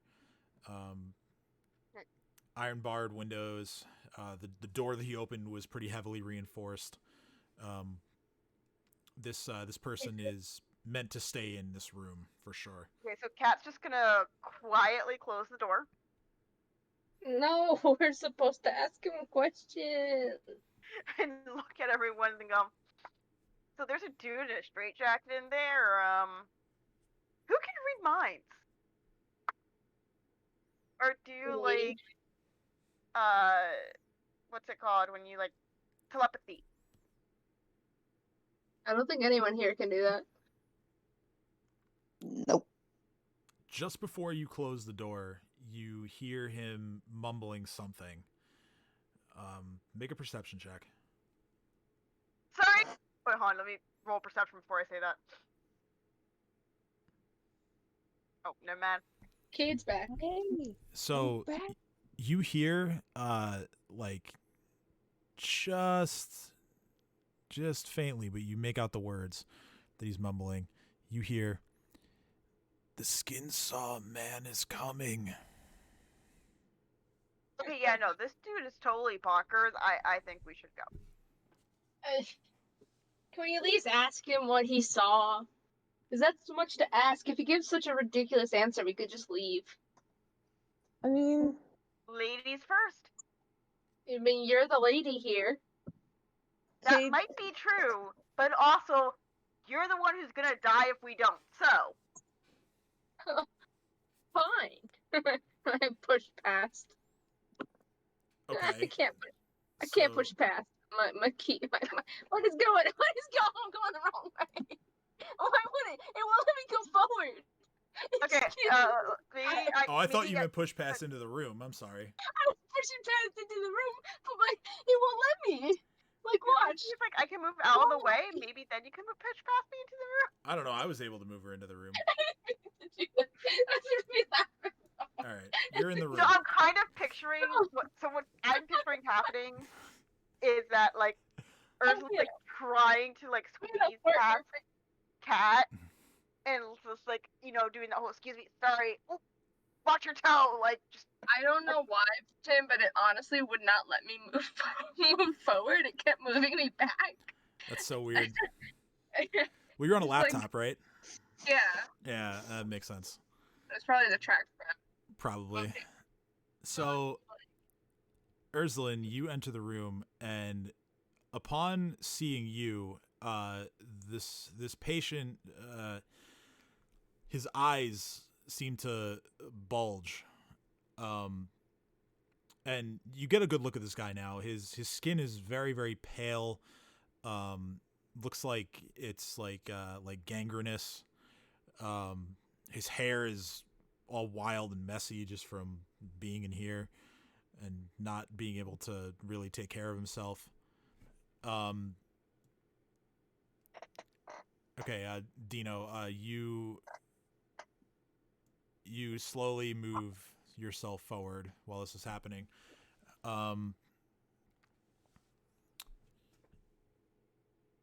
His eyes are a very milky white color, but they seem to glow a little bit. But like I said, his eyes just almost bulge out of his head when he sees you, and somehow he begins to speak somewhat coherently, still in the same tone, but it's not as much of a struggle to get the words out. He looks at you and he goes, He said you would visit me, his lordship. The one that unmade me said so. He has a place for you. A precious place. I'm so jealous. He has a message for you. He made me remember it. I hope I haven't forgotten. The master wouldn't approve if I forgot. Let me see.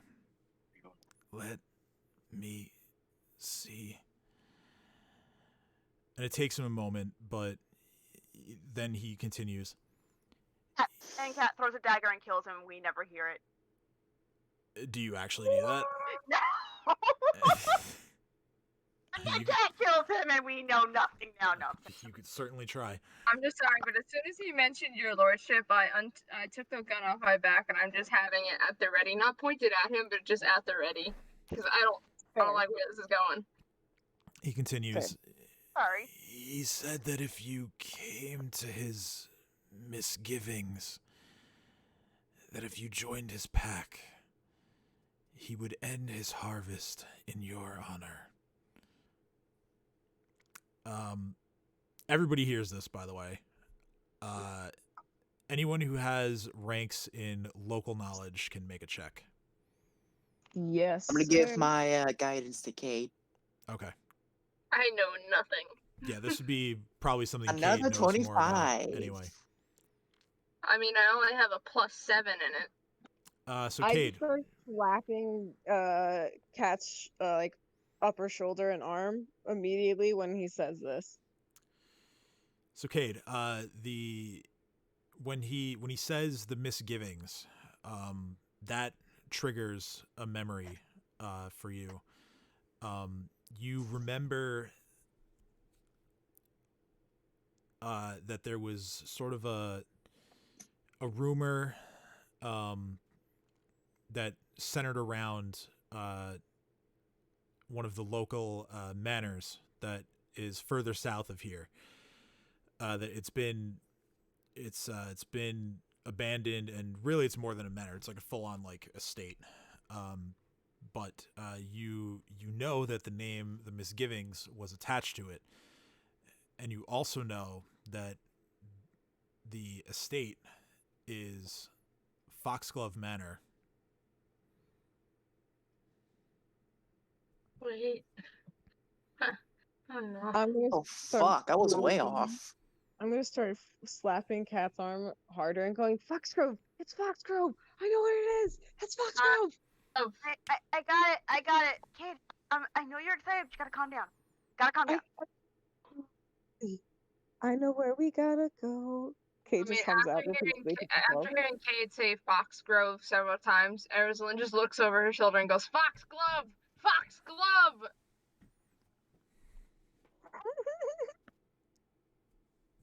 Pronounce it right! I'm just gonna look at Ursula and be like, do we care if he lives? He gave us his information. As you I really want to toss a dagger at him, though. as you are turning to correct Cade, the man collapses with a low moan. A few seconds pass, I guess my attention is back at the unconscious man now.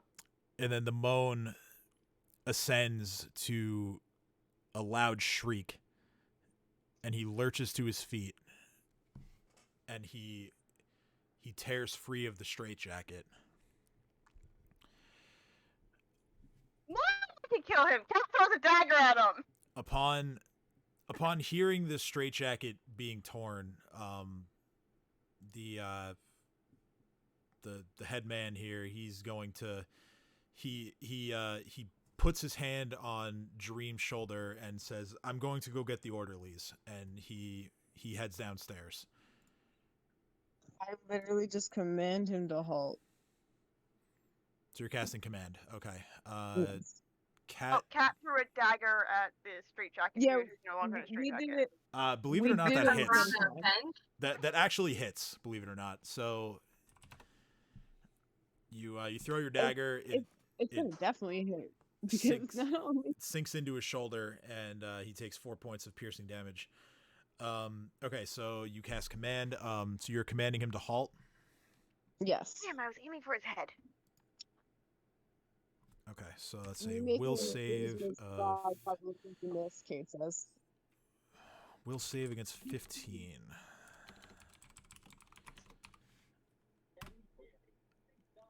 That's 16. He makes it. Holy shit! Okay. So he is going to reach out, and he's going to try and grab Ursulin. Reach out and touch I only me. have a gun that really doesn't work well in close combat. Okay, that is a... Wah! Okay, well, the flare is going to go off after this, but... Okay.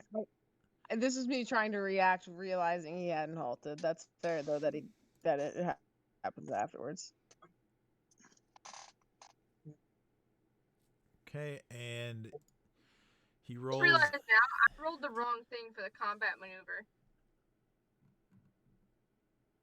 Yeah, no, your combat maneuver defense isn't something you roll. That's just your...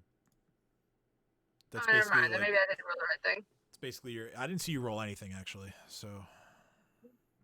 I think you're good. He rolled a 16, which is not enough to grab you. So, I'm going to have the flare spell go off, so Fortitude... Save against 14. That's a 21, so he makes it. I'm going to have everybody roll initiative for this.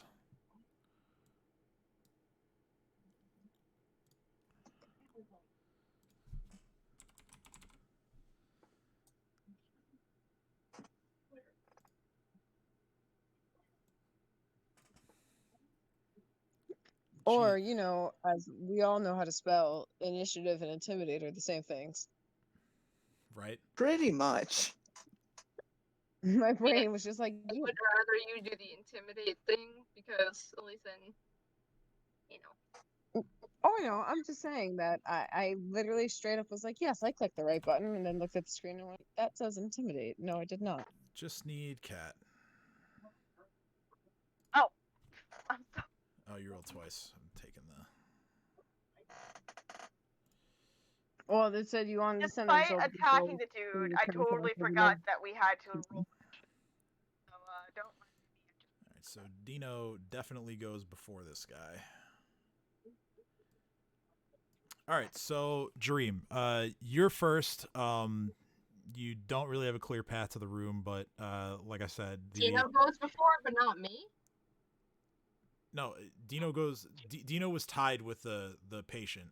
That's why I was saying Dino goes before him. So yeah, Dream. It's a bit of a logjam to get to the door, but like I said, just before this, the head doctor has told you that he's going to go get the orderlies from downstairs.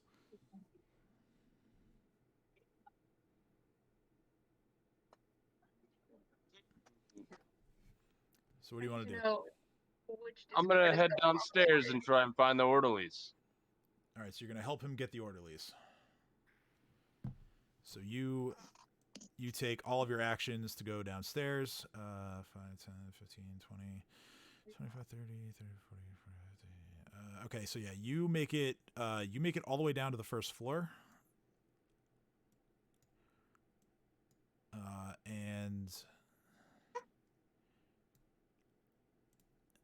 the good doctor is just ahead of you. Are you having Babu come with you? Yeah. Okay, so Babu flies with you. All right, it's Cat's turn.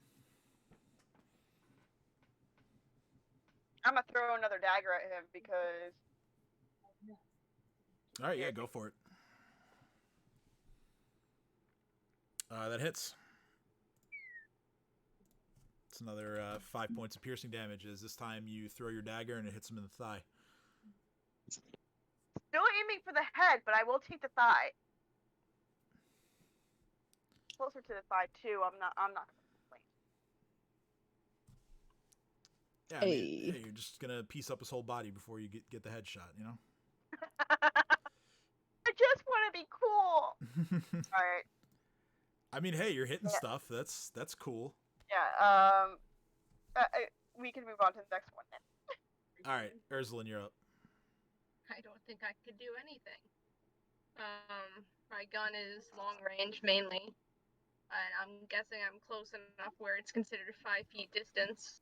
Yeah, I mean, like you could pistol whip him, but Do I not have I don't have a pistol unless I could hit him with the butt of my gun. Oh, are you not carrying either of your other guns? No, I'm not carrying the pistol which Cat made me return. Okay. Yeah. Well, there's I your, do there's your not feel bad blunderbuss. about that. You're not carrying your blunderbuss? No. All right then. Well, I mean, I feel like I would have to either just do an unarmed strike and punch him, or do That would something be like that. fantastic. yeah, it's fine. You can, if you want to do an unarmed strike, you can just hit the melee button.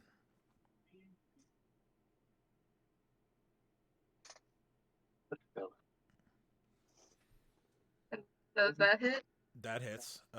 Damage is going to be you don't have any strength modifier, so just 1d4. Punching him in the face. Right square in the nose. All right, so that's 1 point of non-lethal damage. I'm just gonna be like, bye, and close the door. Bye, Felicia. Can I then close the door and kind of hold it shut? Okay, sure. You can try to hold it shut. It's now Dino's turn. Alright, so are we killing this thing, or are we just gonna keep it in there? Well, Ursuline has just closed the door in your face, and she's. No, that's what I'm talking to the others. Are we killing this thing, or are we going to try to keep him in there? I would like to not kill someone when I just had to literally pull out all the stops to get us into this building, and I really don't want to look at the sheriff and go, we killed someone that was in the insane asylum because they were insane. So think Well, I he told might him about the be gas situation, Kate. I'm sure he'll completely understand why. I mean, we kind of killed him because he escaped his restraints and was attacking us. No, Or Cade just kind of goes, I could, I'll stand in front. I don't know. I feel bad killing a crazy person. I shake my head. It doesn't matter.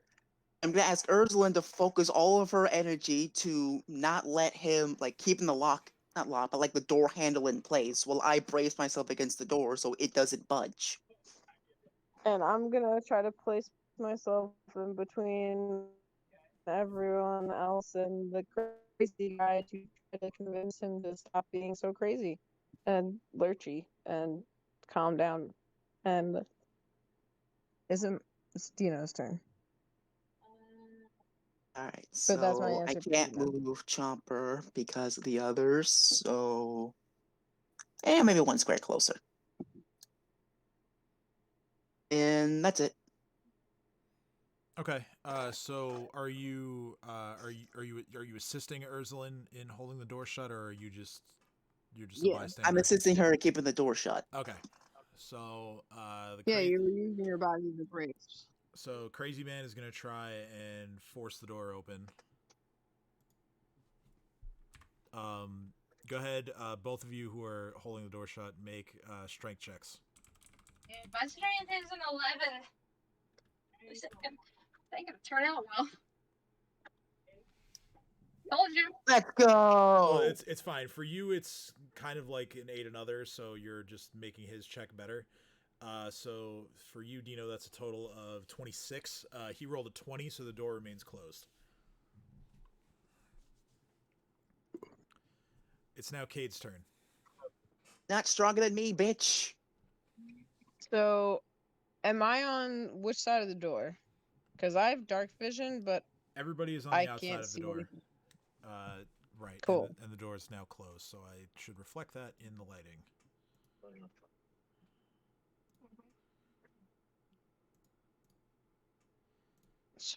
Do I have to have line of sight?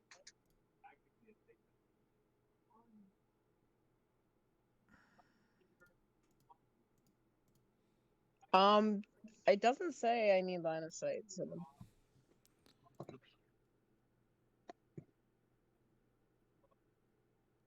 For some reason, it's not letting me.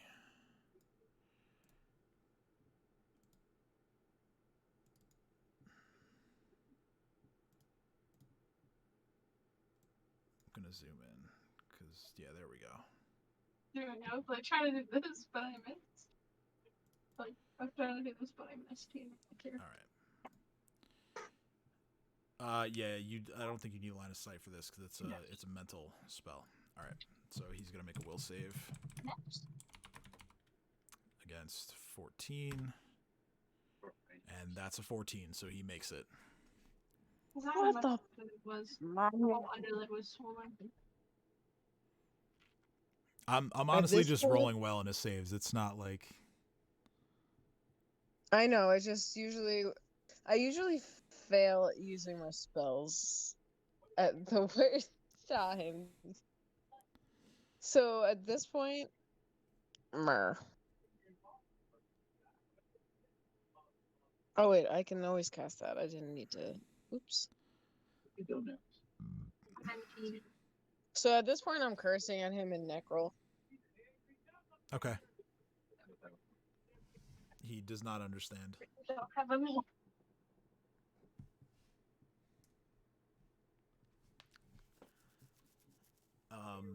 Okay, so back downstairs.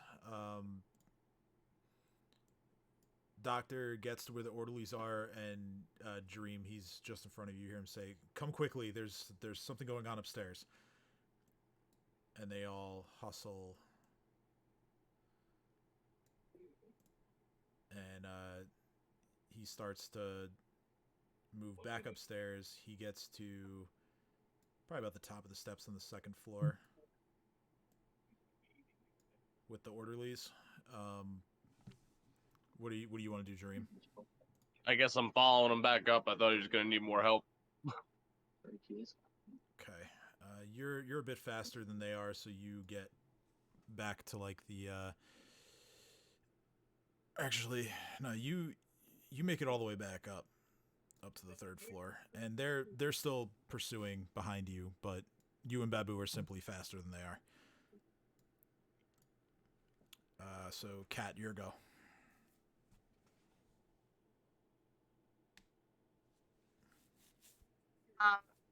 So my screen's all black, so I can't tell if he's closer to me or not. Or like, it's not all black, but like the only thing I see is proper. So how far is he from me? I put the fucking daylight on the map again. Oh, it's cause you're in like a narrow hallway. That's why it looks like that. So he is like just on the other side of the door here. Okay. Ooh, I forgot I had kunai. I'm gonna toss a kunai at him. I have those, and they're awesome. All right, go ahead and roll. Wait. Why is it not in my weapons? Oh, there it is. Yeah, the kunai just clangs off of the closed door that Dino and Ursulin are holding shut. Oh, Cat was hoping it could like do that. You know that cool thing in martial arts movies where sometimes it just like goes through the door? Yep.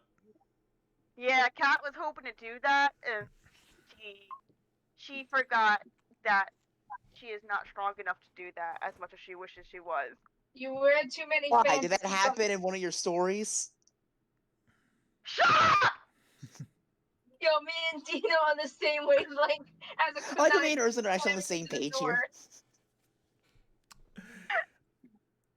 Okay, so And Cat goes to grab the kunai. all right, so yeah, you've and like pretends to fling it at Dino. Can I do an intimidate roll? go ahead. I don't. See if Dino flinches. Okay. I flew. Even if Dino doesn't, I do. Hold on, I just want to see if I made Dino flinch. I mean, yeah, it's that's a sufficient roll to. Doesn't he have to roll will or whatever? No, intimidate. The DC is based on it's 10 plus your hit dice plus your wisdom modifier. Let me see. It's So the DC Three, is Yeah, so I grabbed the kunai and The DC pretend would to be- it'll take fling an it at 18 him. to successfully intimidate me. yeah, it'd be an 18, and she rolled a 23. So What's your wisdom modifier? Looks like I struck a nerve there. I have 5 hit dice, so I'm yeah, just gonna. wisdom I'm out of gonna 3. continue. I'm still crouched. I'm Okay. like I'm not. Nope. I'm not getting between that. Nope. Nope. Nope. Nope. Nope. So I'm crouched. I'm sitting on the ground actually with my feet against the base of the door. Okay. Ursula and Dino, since you're holding it shut, I'm gonna have you take your turns together. So, what do you guys want to do? Is there any way for us to lock this door without us holding it? No. Well, shit. Even then, I'm pretty sure a wooden door is no match for an angry gas. So I suggest we just keep holding it shut until we decide to kill this thing or what. The door is reinforced with iron. Like I said, it's a pretty high security room. Oh, damn. But the lock is sort of like set into the door. So unless you had the key, you wouldn't be able to lock it yourself. Let's hope the orderlies bring the keys. Need to put more pigment aside. Okay. Go ahead and both of you make strength checks again. We were like 7. That was expected to be shit, and it is shit. Let's go! Okay, Our numbers so are reversed. 23 for Dino Really are. and a 17 for the patient. So you guys are still holding the door closed. Kate, it's your turn.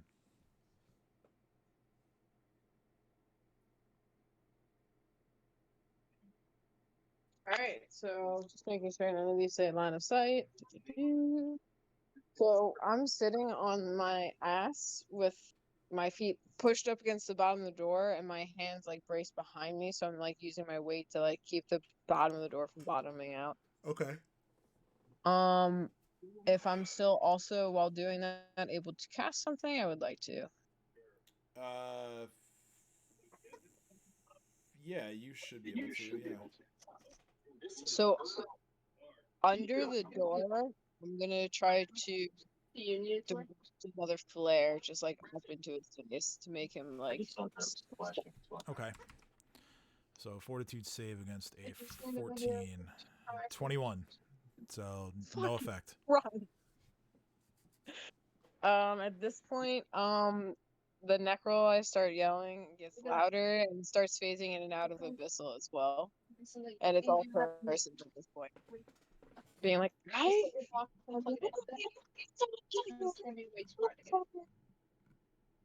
Going on a tirade like that. Okay. At this point, Jareem comes back, and the doctor and the orderlies make it to the top of the stairs on the 3rd floor. The doctor just frantically says, move aside quickly.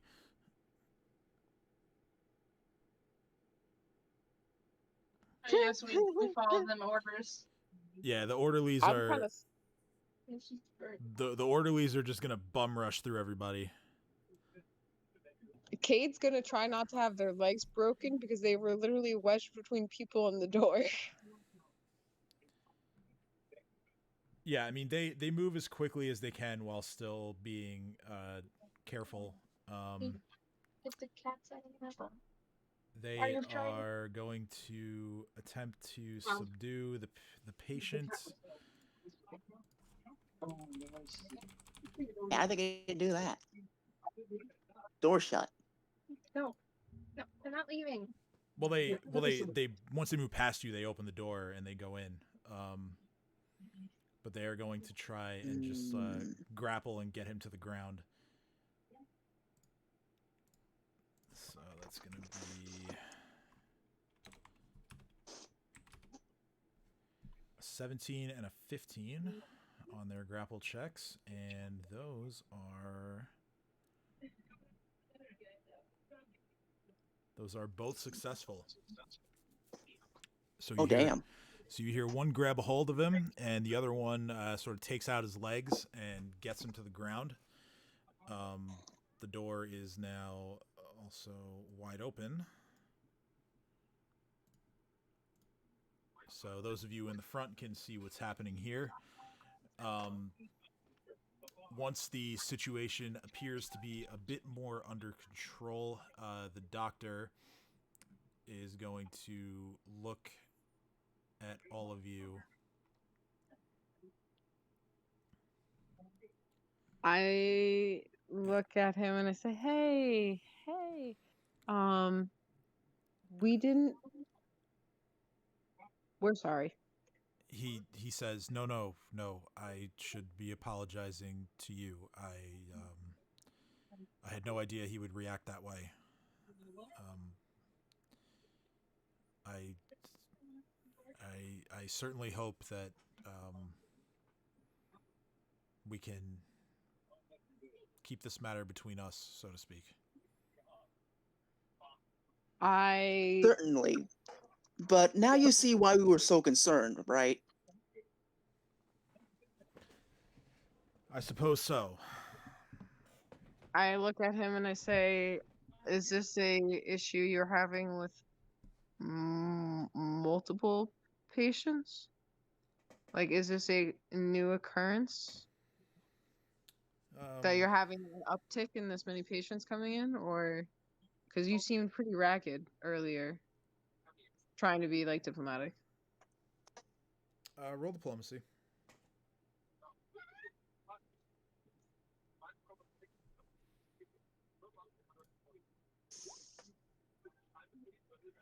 Okay. Damn it, I didn't shout guidance fast enough. No, it's fine. I That's good. failed. No, that's good enough. So his disposition changes a little bit. Hearing your words, he appears to be taking more of a friendly posture. Even with your suggestion spell, he still seemed very tense and not so much welcoming. But now he appears to be a bit more relaxed. Um, he says, "Well, nothing quite like this. Some of the voices you heard on the floor below us, those men have simply, well, they just Got it. they just don't have their minds about them anymore." Um, he Grandma, points you know, he points to a door that is behind Dream, and he says, "Also, in there, there's someone who has gone crazy as a result of a bout of lycanthropy, but I had thought that this was that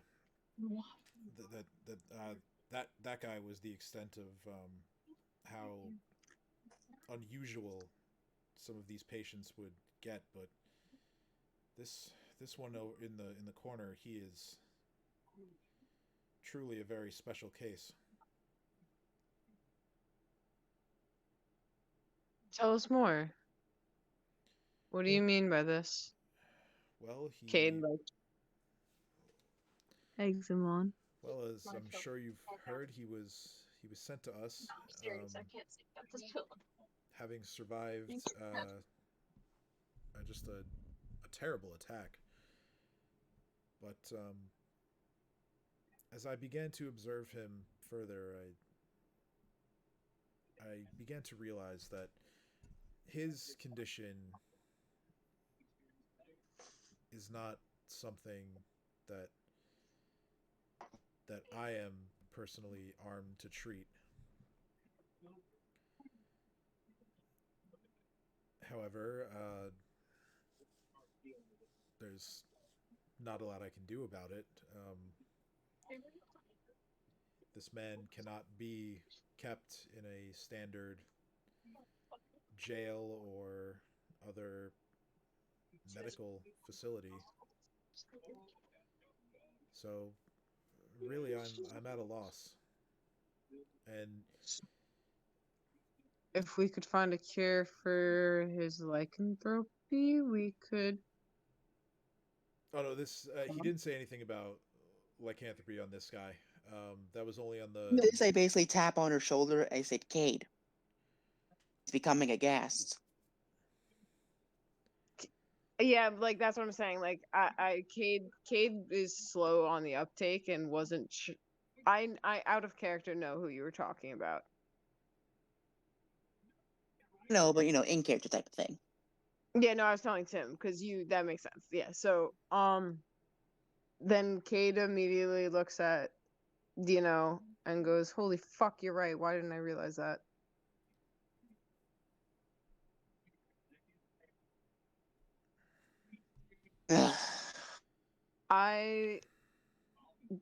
Okay, Listen, with my knowledge I of talk gas. to the guy. Yeah. What?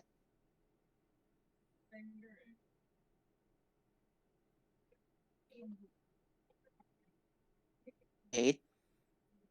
What?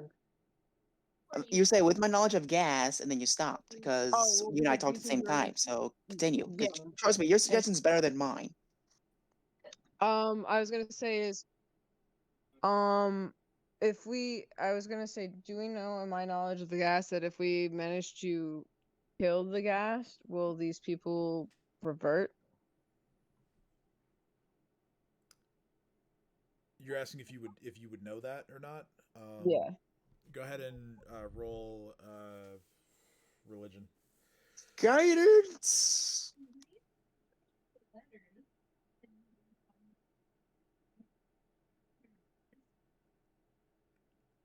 Holy shit. You're pretty sure that killing this one is not going to spare anybody else.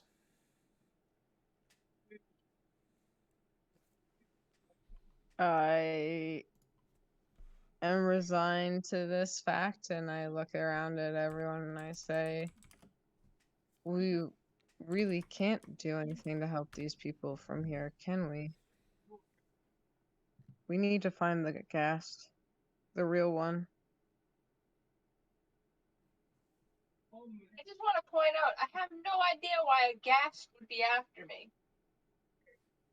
Keep in mind, Urslan, that a gas is an undead. So he was, especially when he gets a disease called the gas flu or something like gas fever or something like that. And he was once human. Then he gets the disease, and now he's a gas. So probably someone in his past life. Also, didn't we, with the guy who lunged at you, Orslin, didn't he call his lordship and say to join their pack? They literally want you to become a lycanthrope. Do you know anything about any lycanthropes anywhere in your history? Because, no offense, I don't know anyone who just randomly walks up to me and goes, "Yeah, I want you to be a dog with me." You've lived a very boring life, I see. I motion Yes. We don't need a reference to another one of your books, Cat. That's like, look, trying to make some deals I'm not too proud of, okay? Okay. Cade's looking around and going, "We're gonna bookmark that for another time. We're gonna talk about that." Again, I live in near Riddleport. I live in Sandpoint. I have the most dullest town in history, except for random murders that happen at random times that no one seems to notice. Kate, I'm sorry, I didn't mean to poke fun at you. Or I did, I was trying to make light-hearted fun, though. I didn't mean to offend you. Cade just kind of gets all bristly and just kind of looks around and goes, realize how loud and ridiculous they're being and where they actually are, and realizes that they may want to not react so. No, it's okay. Cat's immediately gonna feel apologized. You're like, you don't need to get upset. It's okay. I feel bad. I wasn't trying to push any buttons. It was just some lighthearted ribbing. I'm You are sorry. right. You're right. I overreacted. No, it's okay. It's okay. Feel your feelings. Kate's panicking because they realize that they might have made themselves seem a little crazy while standing in a sanatorium and is now trying to back pedal. And Cat's like, no, it's okay. Like another few times. You're okay. I would like. And I kind of look at everyone and go, "Okay, so, yeah, those, gas, the things that we're gonna leave now, and I'm gonna walk out of this building on my own free will, and we're gonna go look for those things to help these people, and you not have to deal with these people, right? Yeah, Cat's everyone." just gonna grab her and go, come on, or grab him and go, come on, we're gonna go get hot chocolate, and just starts leading Kate out of the building. I'm so glad. About that, I would like the two of you to roll perception, please.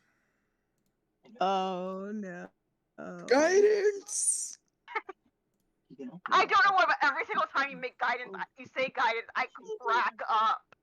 I know, it makes me laugh too. I love it. It's slipped into my vocabulary where I'll randomly have it I have to pop say into it my head. fast enough and quick whenever- enough before you guys get the rolls, so I have to. Okay, so as which one of you is going first down the stairs? I would say I'm leading because I kind of took Cade by the arm and started dragging them. Yes, but I'm literally right there behind them being dragged by arm, so. All right. As you descend, the door to the stairwell at the bottom remained open, and you are greeted by some zombies, and there is a man standing behind them, an older man. The zombies are kind of just rocking back and forth and groaning as they are apt to do. I'm just gonna immediately in Necrol just go, wait, what the fuck? And I'll look at Kat and go, wait, this is real.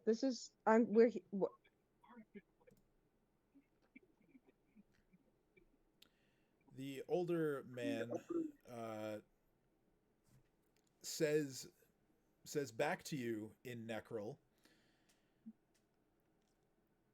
well now, what do we have here? Some misguided do-gooders. Kate's not gonna even process that. I'm just gonna excitedly look at him and go, holy fuck, you understand me. What am I speaking? Oh, I understand very much. Among them, I understand very much. very, very many things. I don't know if that's any better. Shut up. No, but like seriously, like Cade has just known this since childhood. I never knew the name of the language. I've known it. So I'm genuinely asking this person what the hell this language is called. I just said my character so you know which language I was speaking. I also understand that a bunch of adventurers who are going around messing with the patients that will eventually find their way down to me is not something that I'm going to take lightly. I will not have you or anyone else messing with the good thing that I have going here. Just want to go get some hot cocoa. We're just gonna go have some hot cocoa, and we're never gonna speak of this again. Okay? Sound good? I think that sounds good, right, Cade? Cade, but yeah, that's fair. But wait, Hot cocoa? wait. Do you like some hot cocoa? Coco, sir, do you Do I understand? hear any of this go down? I'm yelling. I'm not yelling, but like whisper yelling at Kat that like for the first time in my life, someone's actually understood those words that have come out of my mouth, and for once, Yeah, I agree we should leave, but I am like hyper focused on the fact that I am being very friendly with this man and just dumbfounded that someone understands me, and like all the veiled like commentary of like how he's got this big thing going on, all that just flying over Kate's head. I'm translating it to Kat, kind of like paraphrasing it, but just completely losing all the meaning. Meanwhile, Kat's like, I don't want to die. So hot cocoa? I'll tell you this, Dino. You hear Cade yell, "Holy shit, you understand me." And you also hear what you think might be some undead. All right, so the two guys, they have him pinned down, right? Yeah, the orderlies have him taken care of for the moment. Fuck it, it's good enough for me. And I'm going to confront him. All right, Is Dino privy to share this information with me or no? Urslan, come on. What are you gonna tell me they're undead or not? Problem. Well, what's the problem? At this point, I'm going to have everyone roll initiative. Right time again. that That's they were what's wrong. undead. Like, I'm Wait, trying to be realistic. Like, Before the we roll danger. initiative, Let's go Kat has now. diplomacy to see if her hot cocoa tactic has worked. Oh, all right. Yeah, she was actually offering him hot cocoa, being All right, like, I'll "We let saw you roll. nothing. We're I'll leaving." let you roll. Oh, 16? All right, yeah, he's going to look at you and just say, sorry, not interested. Oh, are you sure? Because hot cocoa's really good. And I have not seen anything that's going on here, and I don't know. There's nothing going on. I don't even see you. Nope, just totally don't see or hear anything. We're good. Totally good. Nothing's happening here. I'm quite certain that I don't want any hot cocoa. I'm also quite certain that you can see me and that you're not going to anywhere. You're not going anywhere. You're not getting out of here. Okay, you're missing the point. Wait, Yes, I so? can physically see you. But once I leave this place, I never saw you. You were never here. I was never here. None of this ever happened. Do you catch my drift? I do, but you've put my Sir? operation at Wait. risk, and I can't have that. I'm not putting anything at risk. I just wanted to drink hot cocoa with my friend, right? Right? Yeah, Coco was great. Hey, buddy, see, let's put it this way. I can give you some information about myself that you could have as leverage against me to not worry about ruining your operation in this town, maybe? Alright, And we can all. we're still rolling initiative. Yeah. Well, yeah, because everyone Am I else is still still talking? Can I just walk past him and be like, I'm out, bye? I don't have leverage, but I'm human. Really live long anyway? So I rolled a 22, but I didn't select my token. That's fine. No. No, I got it. I'll just do manually. Feels bad. Okay, while they're talking, I just want to like dip out and just walk down the stairs and be like, all right, I've had enough of this. Goodbye. All right, Go chill with well, the and be like, nope, you, wanna on die. your turn, 5, 10, 15, 20, 30, 35, 40, Where's the 40. stairs? Yeah, you're on the stairs and they lead downwards. So, I'm just going to leave you right there for now because Kate and Kat are in your way. Move. let's go. Oh, read you a story. I have this really steam. I don't know how into Vermintide, but I got this really steamy one in my. Like, I haven't read it yet, but like I found out. I've told that I do read stories. Well, there's that, or ooh, I could tell you about the time I helped resurrect somebody, and then I saw 3 of them, and I still don't understand what's up with that. But like.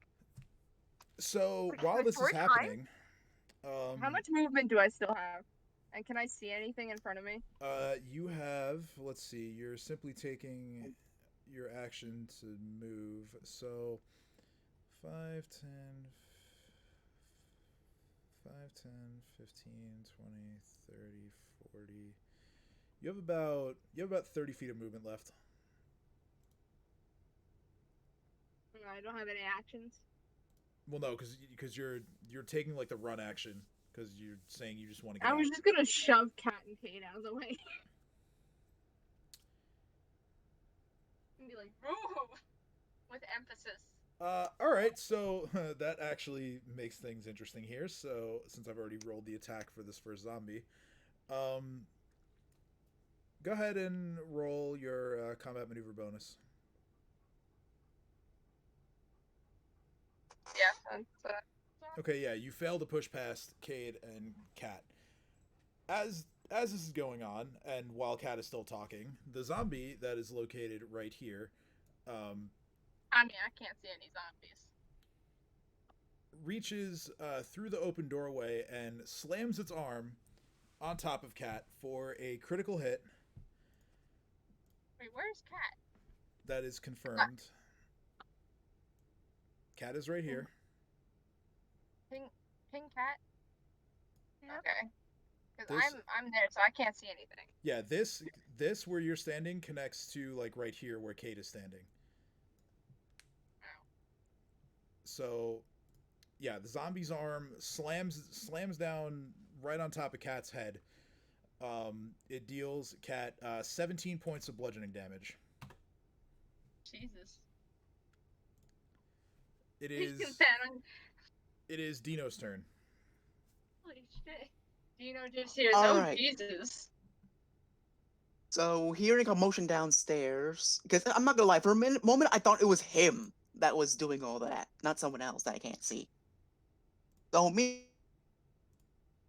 and Chopper are gonna go as far down as we can with normal movement. And as this is going on, Kat is still like bargaining for her life with story time and hot cocoa. So can you move me for me because I can't quite see. Yeah, I got you. All right, so 5, 10, 15, 20 gets you to right behind Ursulin. Go ahead and are you attempting to push past everybody? I don't want to push past. I'm just like shouting move. If I have to, I will. Okay. Well, I'm tiny. Cat goes next, so she could at least maybe get out of your way. But other than that, you'd have to push past the other two people that are blocking you. Okay. I'm guessing like pushing them out of my way is gonna like spoil my action, right? Yeah, you're basically taking like a bull rush action to like get past them. Fuck. Can I like decently guess, or better yet, can I ask Cat to tell me, point me a position where they are, like at the center?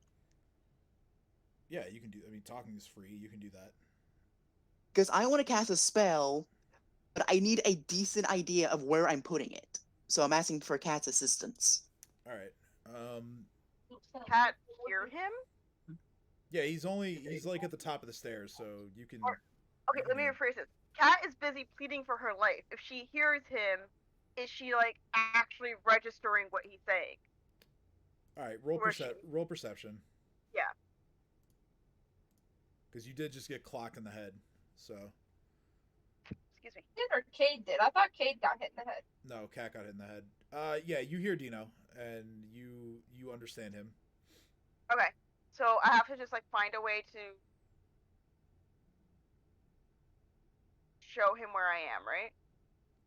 Well, no, he I yell. You're at the Give bottom of me the stairs. a pinpoint to the center of the enemies. So I know the map looks weird, but you're at the bottom of the stairs. He is near the top of the stairs, so he can see you. He just wants to know where these things are so he can target them with a spell. Okay. So Kat is going to pull out. So as Kat's talking, she's pulling out her book and a piece of paper. And she's gonna use breeze to kind of like breeze the piece of paper where they are.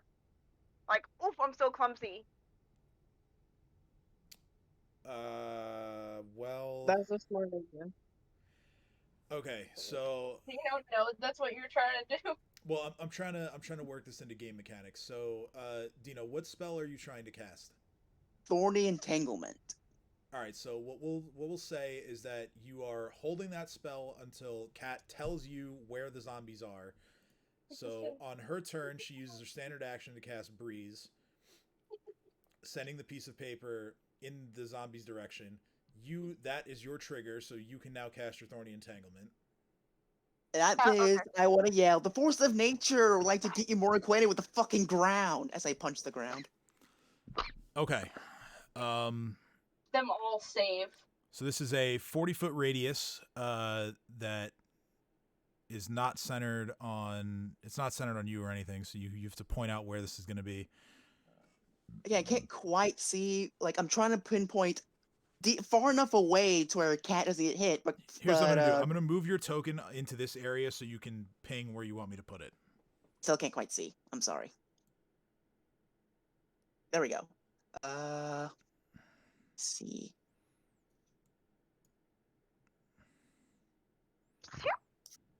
Damn it. Excuse me. Sorry. Bless you. Ah. Oh, come on. Well, that's outside the building, so that's just not going to work. But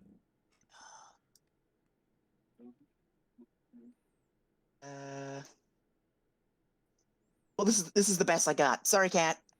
All right, so Cat and Cade There. will also have to actually Urslan too. The three of them will have to also make saves against this. All right, what am I type of save is saving it? again? So the three of you have to make a reflex save. Oh,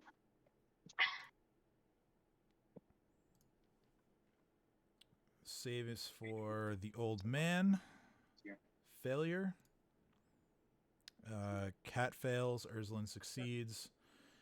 Now the It's zombies. like reflex strong. Fail. Need to dodge Fail. bullets. Fail. Fail. Am I the Okay. only one that succeeded? Well, I just need Cade's roll, but so far, yes.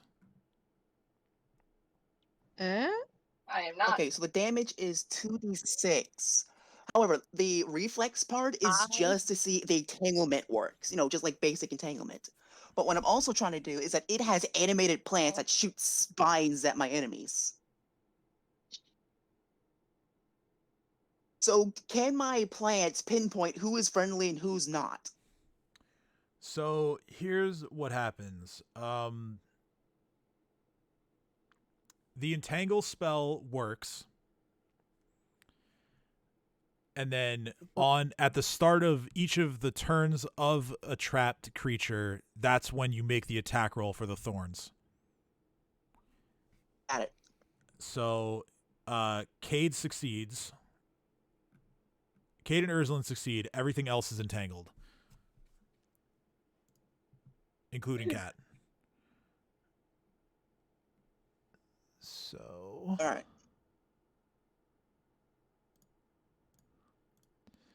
put those restrain markers on everybody.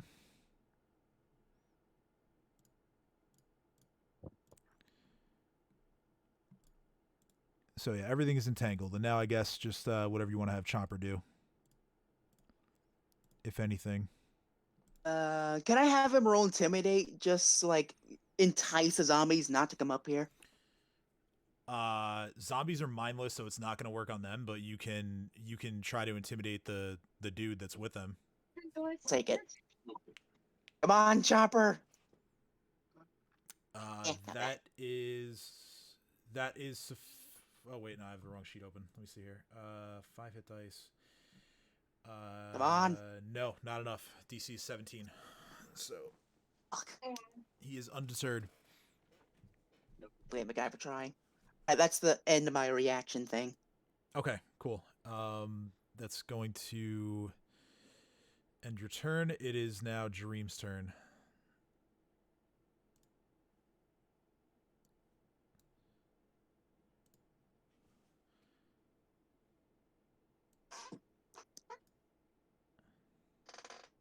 I think Dream's dead.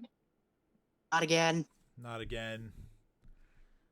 We can't have that. I'm not resurrecting him this time. Rob. Yeah, get Rob. But you want me to wake him up? Yeah, go get Yes. Rob. That's just rude. He has work tomorrow. Rachel will be pissed at me too. No excuse. Well, whose don't have wrath to are you live with more this- terrified of? Tim or Rachel? Rachel. It's fine. I can Fair. just. I can take his turn for him. It's fine. It's like a little bottle of anger. Oh, I I, I know my turn ended already, but can I just yell, "Don't get close to the entanglement"? Yeah, that's fine. Because I know you're about to take Dream's turn, and the way it works, apparently, is that if anything moves within 15 feet of it, it's going to attack.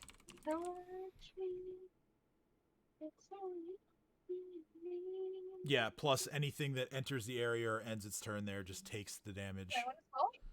It's called memories of cats. Terrible. So Jareem is going to choose actually to stand guard over by this door and wait and see, just in case something goes sideways with the orderlies, he's going to just stand guard. So that's just what I'm going to have him do. Legitimate. The doctor is going to just sort of just like break down where he stands, and he is going to just start like frantically just like pacing around the hallway. He's talking to himself. He's saying things like, "Oh, this was never meant to happen. the whole operation is ruined. And he's just like muttering to himself, not too differently from one of his patients. Oh no. Okay, so next is the zombie that is directly in front of Cat.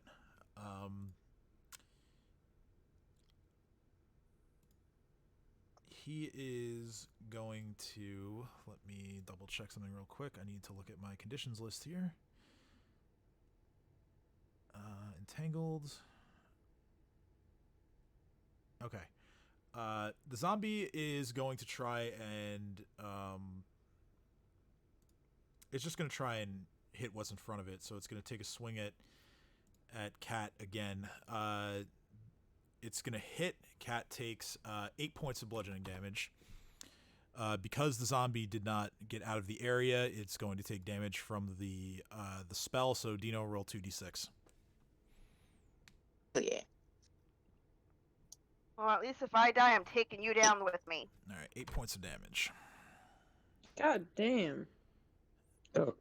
Next is this zombie over here.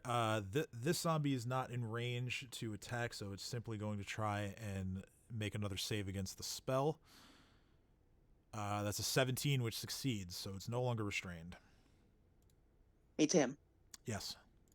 Agent Rob, I'm kind of confused on my thing, because it says that whenever a creature moves, the plant makes an attack, and then if they start the turn in my spell, or they end their turn in the spell, then it does 2d6 more damage. Right, so you can make the attack roll at the start. Make 2 attack rolls. Just roll the spell. I added the attack to it. So that'll be for the first one. The guy that just went, and then this guy now. So just go ahead and roll that twice. Alright, so I gotta roll to hit, which is 2d20. Then it's my base attack bonus, which is 3, and then my modifier for my wisdom, which is 3. So 2d20 plus 6.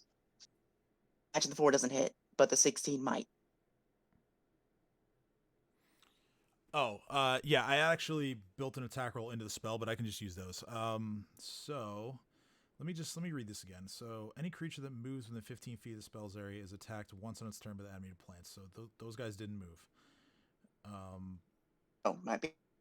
The plants use your caster level as a base attack bonus and add your spellcasting ability score modifier. So I actually had the wrong bonus in there, so let me fix that.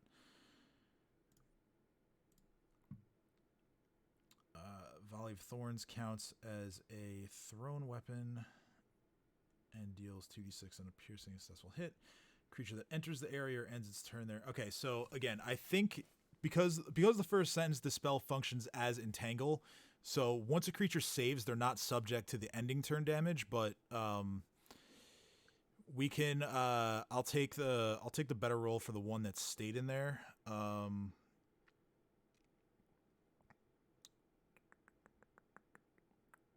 Alright, so another 2d6. Yeah, roll another 2d6. Because had that one zombie moved, it would have provoked another attack. Okay, so that's 5 more points of damage. This zombie is going to crumble to the floor as it is no more. Yeah. And like I said, that zombie took its whole turn to save. So it's now the old man in the back, his turn. He is going to look at...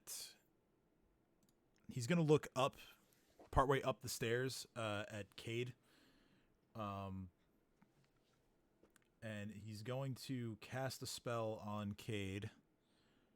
Oh dear. Cade's gonna try to bob and weave. Wait, actually, that's the wrong... I rolled the wrong spell on my end.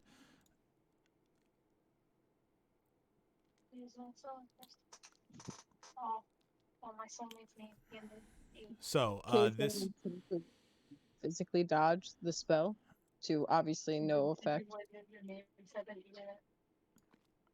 I need Cade, Oh. Cat, God damn it. and Ursulin to roll fortitude saves.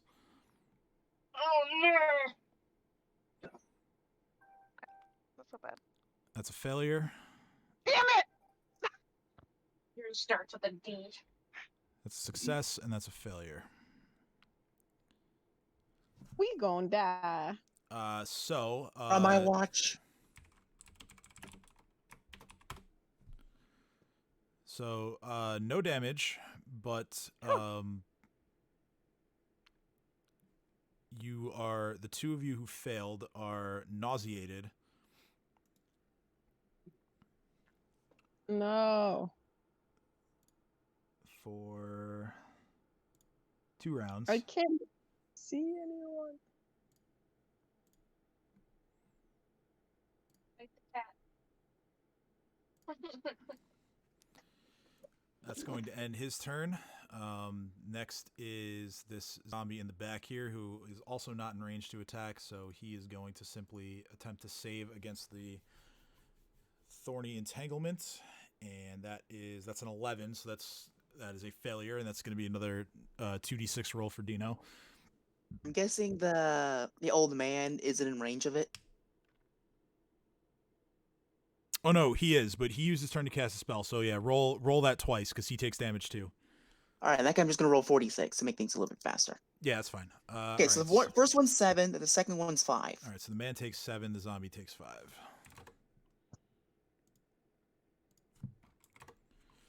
Pretty good constant damage output here. I like this. All right. Yeah, so that's going to bring us to Cade's turn. So, Cade, you are nauseated, which means all you can do on your turn is move.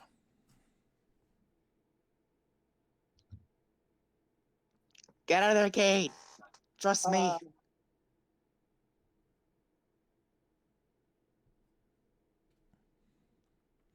But you do have free movement because you are not subject to the entangle spell. Okay. So I'm going to Oh, damn it. Never mind. Doesn't count. I misread sickened, and that doesn't even matter because sickened is not nauseated. Nauseated is its greater, and I can't do that now, so it doesn't matter. Ignore that. And I'm just gonna try to move out of the way as much as I can while also staring at the asshole. Okay, so are you going down the stairs, up the stairs? I'm going towards him. You're going towards him. Okay, so you. I am snarling. Fangs are drawn. I'm moving towards him. I've locked on with a hypnotic stare. I don't know if that can count since that's. I don't know. Hypnotic stare, I believe, is a free action. So you. That's why I was like, I think I can do it, but wanted to check. Let me double check. Oh no, it's a swift action. So no, you can't do that. But you can move. You can slip past Cat. You step over the corpse, the remains of the zombie. And yeah, that's your whole speed. So yeah, you get to about there. And yeah. My hand is balled up into a fist, and I end my turn. All right. Because that's all I can do.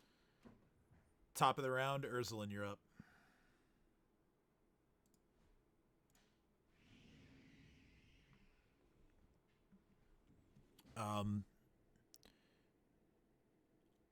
So Ursulin, you notice that the spell that was cast in your direction kind of left a cloud on the stairs.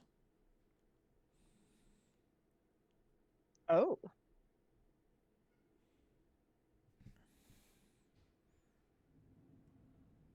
Ursulin.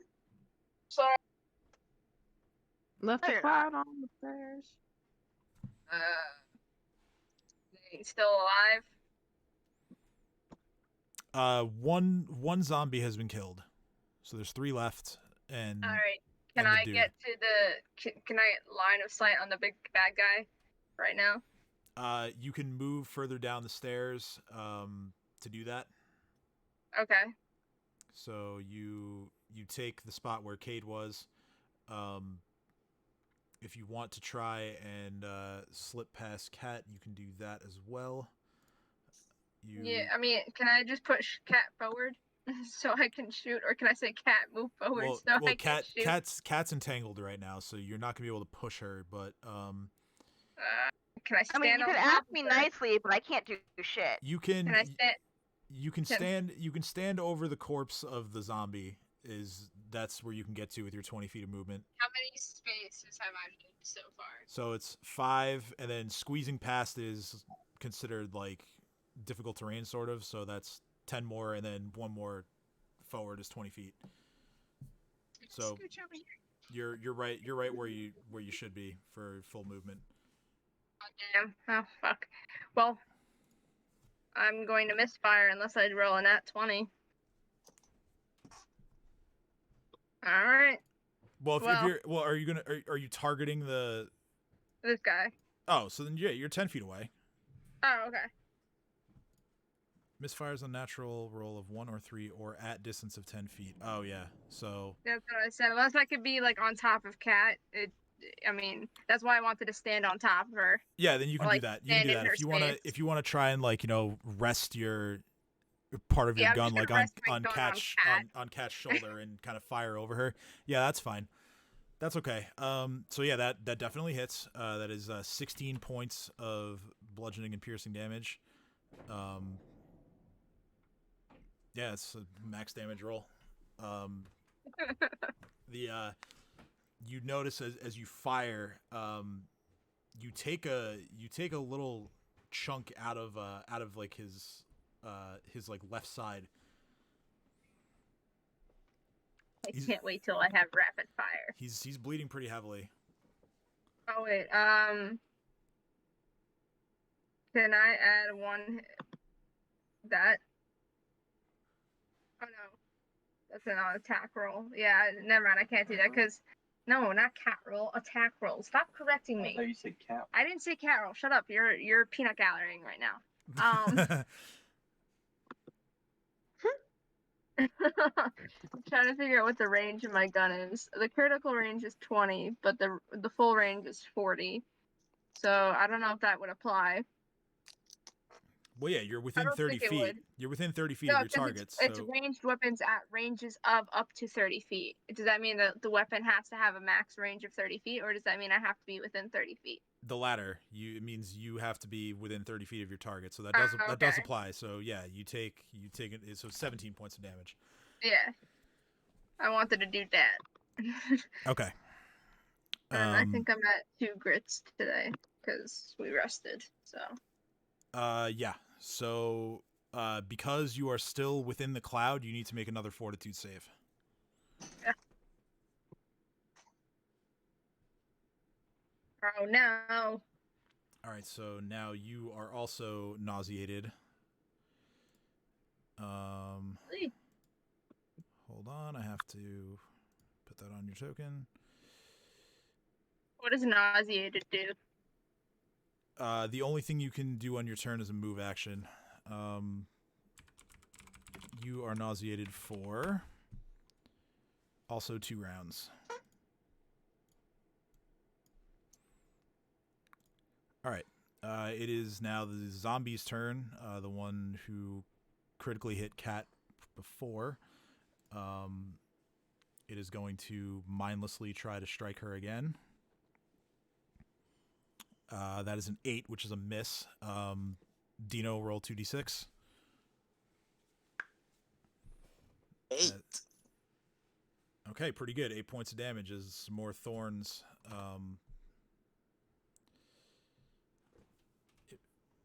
impact the zombie. Dino, it's now your turn. Hey, you know how like Plants vs Zombies? It's exactly like that, to where the plants are guarding me and my friends while they're like shooting at the zombies. Pretty much. Okay, so I would like to see what's going down. All right, so yeah, you can move into the space that Urslan had been occupying. I'm gonna slide Chomper forward a little bit as well. So yeah, you see Urslan having just fired her gun, which is kind of part of the barrel is perched on Cat's shoulder to stabilize the gun. Cat is not used by So this, by the way. from this spot, can I see about where I fired my last spell from before?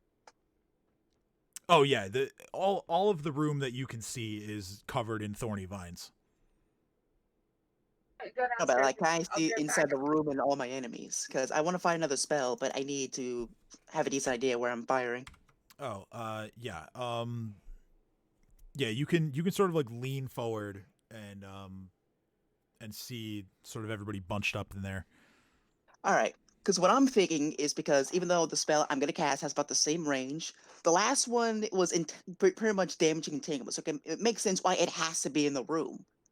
But for this spell, it's stone call. Like rocks like flying upwards, Okay. the radius of that.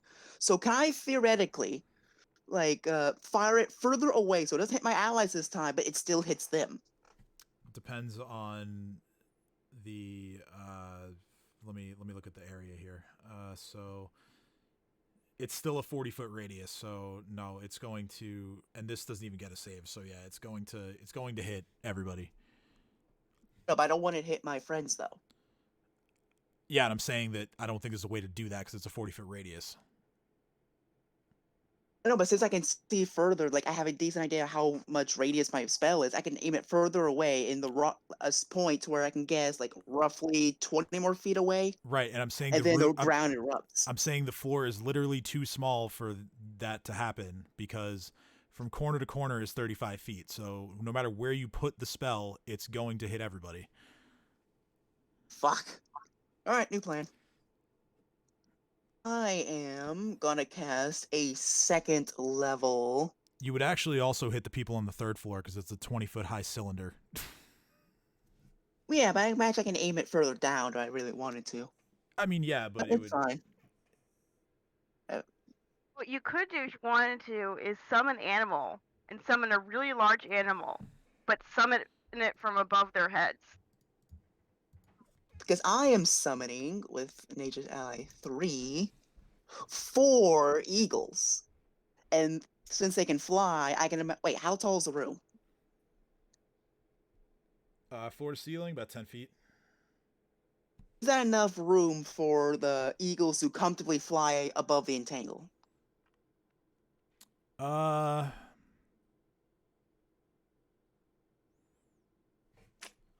would say yes. Alright, cool. In that case, I summoned 4 of them. They would have to fly close to the ceiling, but I would say yes. Fair enough.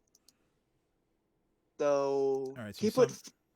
All right, so yeah. Oh wait, I have to hold a turn, right? Because they're it's reptiles. it's a full round summon, so yeah. So you'd be. I was really hoping I could find a way to get the reptiles,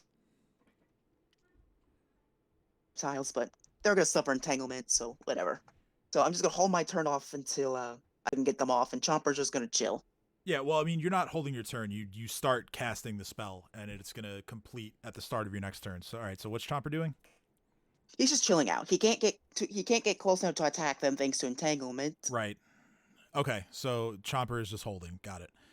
All right, so you start summoning. Chomper is remaining where he is. Cat, it is now your turn. I'm gonna try to get out of this entanglement.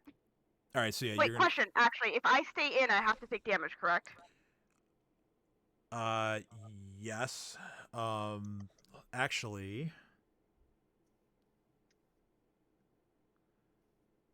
Okay, yeah. So you can you would be using your move action to, which is all you have because you're nauseated, to try to break free. Right. I don't really have much of a choice anyway. Yeah. Okay. So yeah, so I'm gonna do that. Okay.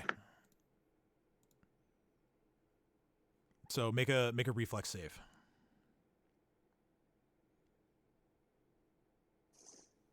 That is a failure. So unfortunately, Dino, you now have to roll 2d6. Dino, you're gonna kill me. I mean, Thank you. I mean, to be fair, you would have had to roll that anyway because. I mean, true, but I'm still going to blame Dino. All right, 5 points of damage from the thorns. Dream is still holding his position up there.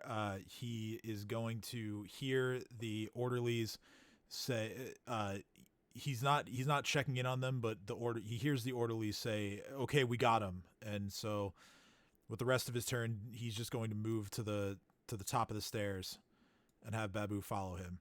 The doc is still trying to figure out just exactly how much he's fucked by all of this, and that's going to be his turn. This zombie, he can now move freely. So he's simply going to move next to Cade. He does not attack, however.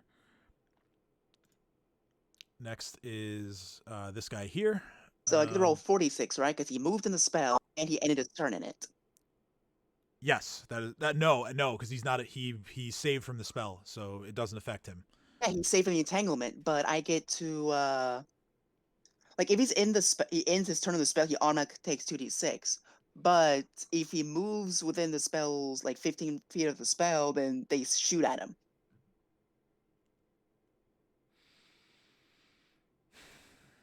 Let me read this again.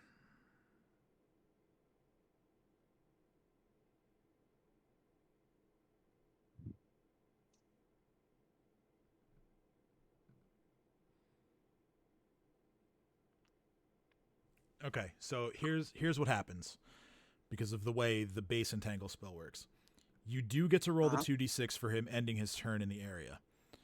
You do not get to make the attack against him because he saved against it. Although if he survives if he survives the damage from ending in the area, he has to make another save to avoid becoming entangled again. Oh, right. I forgot about that part. So, okay, that's fine. So, yeah, you get 2d6 because he ended. That's 10 points of damage. 10 points of damage. He is still standing, so he's going to have to save against being entangled again. That's a 17, so he makes it. Fuck. No matter. But yeah, he's very badly hurt by the simply being in this area. Okay, so now it is the old man's turn. He is going to see how injured Cat is. He's going to cast Acid Arrow. Of course he is. Okay, he has to make a ranged touch attack. So that is... Where's his ranged thing?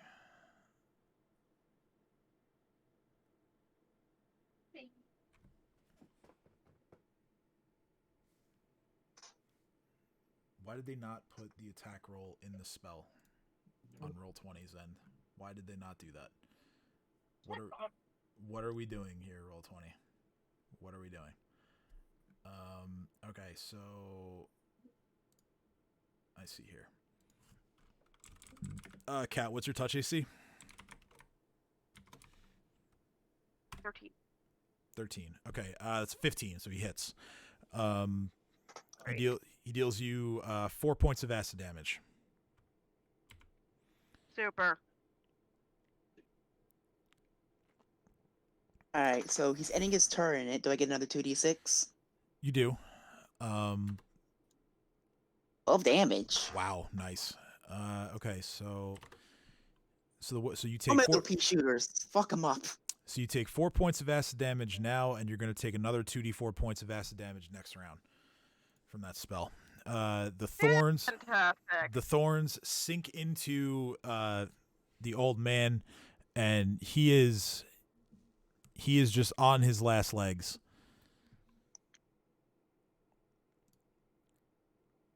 Next is the zombie right here. He's going to try to attack Cade.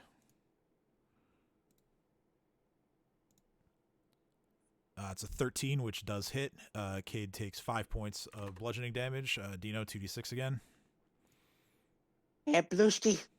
That's only 1. Sorry. Go. So 4 points of damage. Let's see. How long does this last? 5 rounds. Hasn't been 5 rounds yet. All right.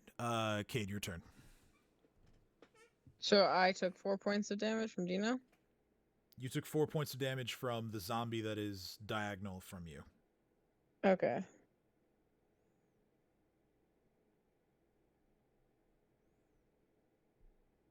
Oh, shit, I accidentally clicked exit.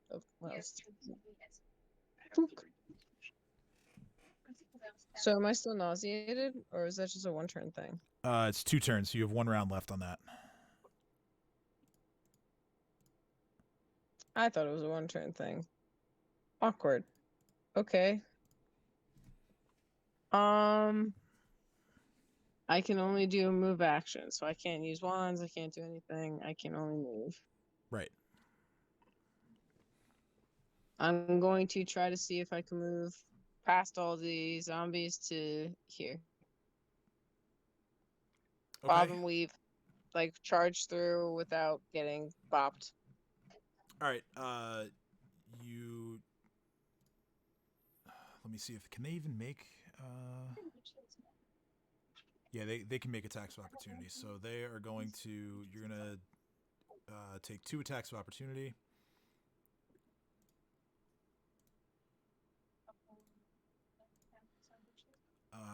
20 and 17. So that is a total of 2 hits.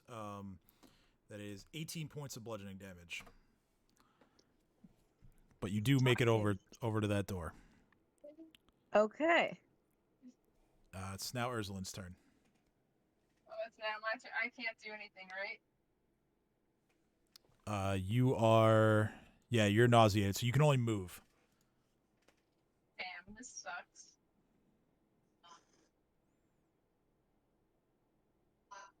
I ain't even gonna move. I'm just gonna. Okay. I don't understand. Just because I forgot to do this for Cade, both of you have to make reflex saves because you're still in the entanglement area. Yeah. I'll probably fail this one this time. Although my reflex is pretty good. All right, Cade Fuck. fails. Fuck. I also fail. You both fail. Blame it on the nausea. Okay.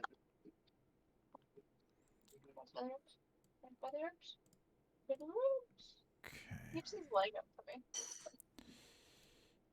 All right, next is this zombie here. He swings his arm forward towards Cat and he hits again. That is 8 points of bludgeoning damage, and Cat goes down. Oh no! Hey, hey guys, I'd like to not die. Cat goes down right at Ursulin's feet. You'd think that it would hit me since I'm in the same square and pretty much healthy at this point. Dino, roll another 2d6, please. Oh, come down! No, on the zombie, not on you. Oh, okay. 11. Although technically it is going to be on you next because you're still in the area, unless Dino releases the spell. I'm gonna release the spell on my turn. So yeah, this zombie goes down. And it's now Dino's turn. Please All don't right. spell. So, release a spell, first of all. Okay, so the restraint as well as the damage that occurs on everyone's turns ends. Nauseating me. So, there's a zombie right in front of Cat, right? Dead one. 2 squares in front of Cat. It's not immediately in front of Cat, but 2 squares in front is a living, still standing zombie. Alright, and as soon as I'm gonna cast Cure Wounds on her to get her back up. Okay. So yeah, go ahead and roll that. As I'm doing that, can you summon the 4 eagles for me? Yes, at the start of your turn, the eagles appear.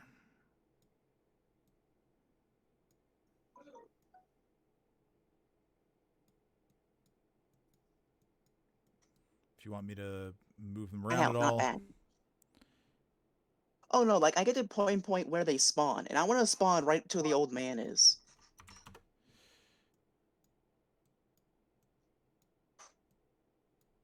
About there, good? And let me check real quick. Or do you want Yep. one like here or blocking the door or? Right here, please. Okay. I'm gonna move back because I can't move there yet. Fuck, I must well move there. And Chomper is gonna charge. Okay, so Chomper is going to come flying down the stairs. He's going for this dude. All right. Make an acrobatics check for Chomper to leap down the stairs and retain his momentum. Oh, let's go. Oh my god. Let's go. Chomper effortlessly parkours down the stairs. Can I scream seeing a dinosaur charging at me? Absolutely. And What the fuck? Chomper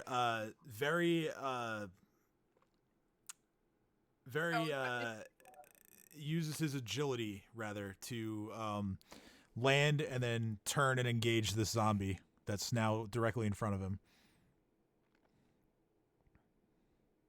All right, so he's going to bite. Yep, he does, and that zombie crumples to the ground. And then the eagles are just going to swarm the absolute shit out of this dude. Okay. Let me just find the sheet real quick to make this a bit easier. Okay, gotta remember. 2 talons, 1 bite, plus 3 all around, and 2. Okay, so do you also all 4 of them are attacking the guy?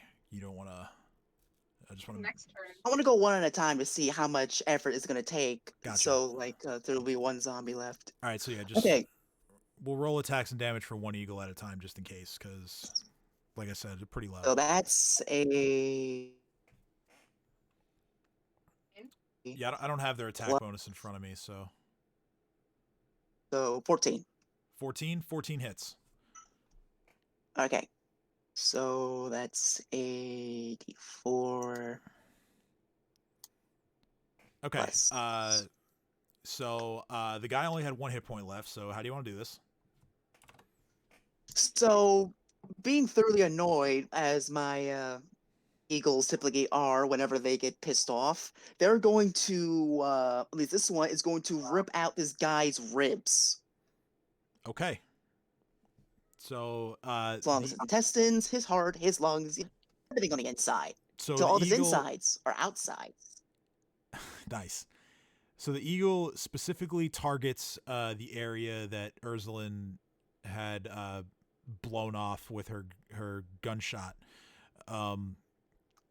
Just reaches in and starts breaking and tearing out ribs. Then goes for some of the more vital organs. You see him, this one eagle, grab and tear out his liver, some of the intestinal digestive tract as you described, and eventually working its way up to the chest and removing any squishy / meaty vital organ it can find. Awesome. And then the eagle, he has to not use a full round action. Actually, full round action in order to attack him anyway. Yeah, so the other 3 can then swarm the remaining zombie if you like. Let's just move these eagles over here. Yeah. And I'm just gonna roll a shit ton. So to hit, it's probably a miss. Just give me. All right, you don't need to go any further than that. Just give me a couple damage rolls just to make sure it's enough points, and then. Did Dino release a spell? Yeah, he did that at the start of his turn. He also turn. did cure wounds on you. Yep. Did he not do that? 7 damage. Yeah, that'll do it. So. Tim, I need to go take care of something. Do whatever needs to get done for me to not be dead. Yeah, we're gonna end soon, but yeah, I will. Okay, so yeah, the same fashion, just tearing off everything. Tim, yes. I have a question. Yes. Dino released his spell, cast Cure Wounds. What is Cure Wounds? The standard. Is it a cantrip or is it a first level? And then he's casting another thing to call out these eagles? No. He used a summoning spell at the start of his last turn, which is a full round action. So the way that works is you spend your entire turn doing the summoning spell, ritual, whatever, and then at the start of your turn, your next turn, the spell completes, and that's why the eagles appeared. And the eagles act on their own like part of his turn. So he released the Thorny Entanglement, which is a free action. He then cast the Cure Wounds as a standard, and then he's having the eagles swarm the last two guys. Okay. I was So confused. I thought he was casting 2 spells, and I was like, what the fuck? yeah, no. Druids are actually that broken. So yeah, Okay, and I am perfectly balanced. No, you're not. I Just beg look at to this differ. encounter. I'm not judging you. I'm just saying that I beg to differ. So, so the zombies, the last zombie falls to the onslaught of your eagles. That's going to bring the encounter to a close. Jareem just kind of casually strolls down the stairs, like he's like, oh, what? Yeah, he's like, oh, what happened down here? Oh, you guys. See, you guys were busy. I'm just gonna look at Dream and tell him to carry the body. And then I'm gonna step over his body and walk into the main room. With the Just so he could see what I was talking about. Why can't I go forward? Please let me go forward. Thank you. with the death of the older man, the stinking cloud spell dissipates.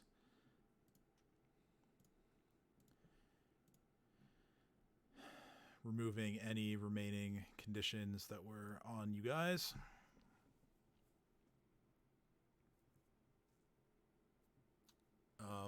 Okay, so with the battle having just concluded, and all of the remains of those who you fought at your feet, what would you like to do?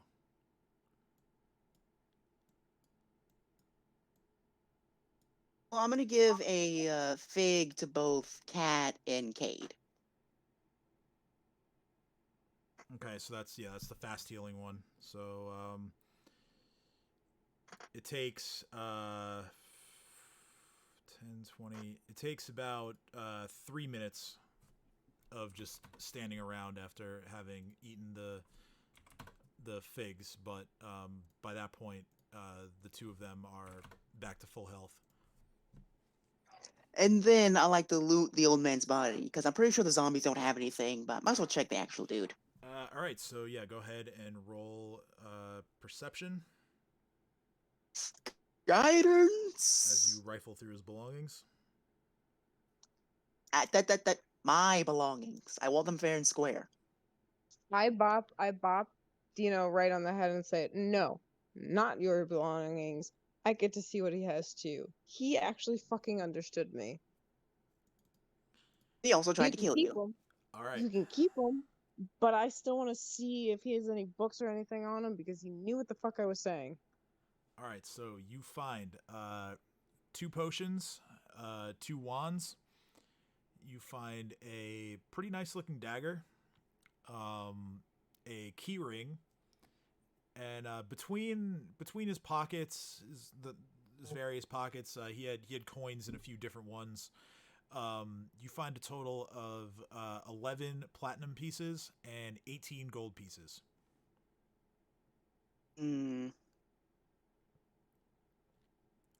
18 gold, 11 platinum. Yes, correct. Dream is going to take a step forward and just be like, what'd you find? Bunch of wands, bunch of potions. Ooh, wands. I'm going to take a look, and he's going to detect magic / spellcraft. So he's going to take a few moments to do that. But I'm just going to make the rolls now.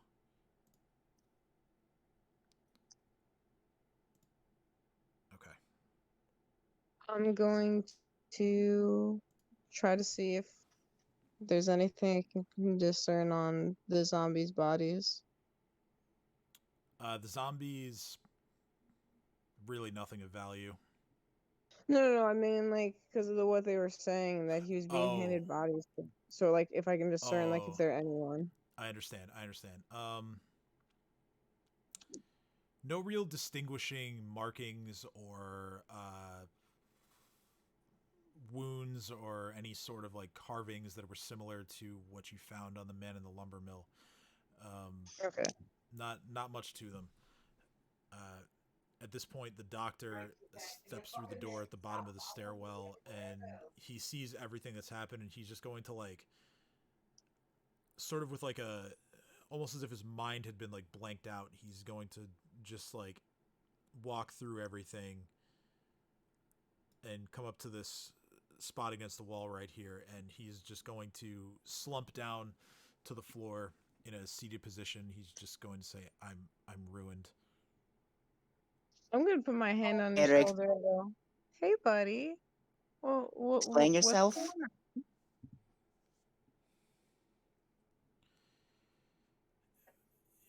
going on?" He says, he's almost just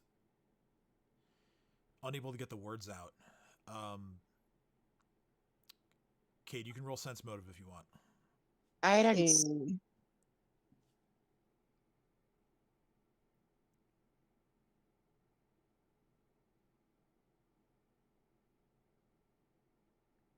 Ooh-wee. Okay. You feel as though that what he would have to say about this is something that is a very damning secret about this whole operation, and that he is very, very afraid that you all are not going to keep a secret about it if he tells you.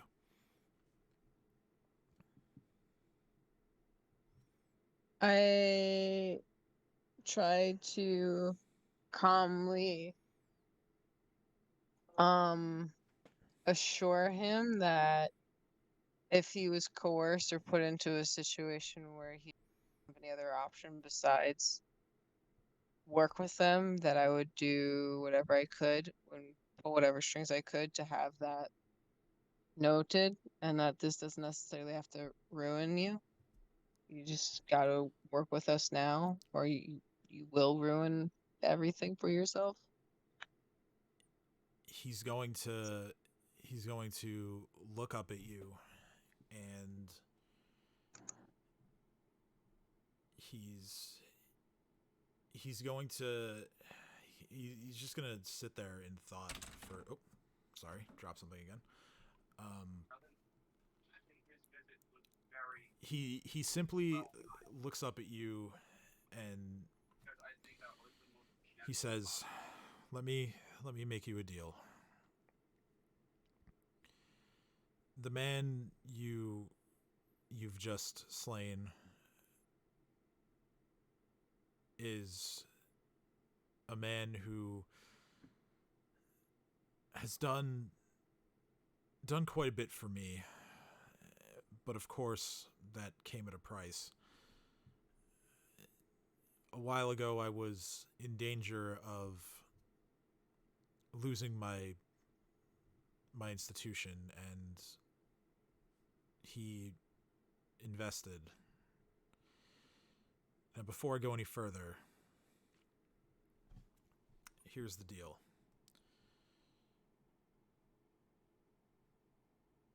This man went by the name of Kaisarlu. He operated out of the basement here. I can take you there, and you can take whatever you want from his basement, as long as you do not repeat anything that I'm about to tell you.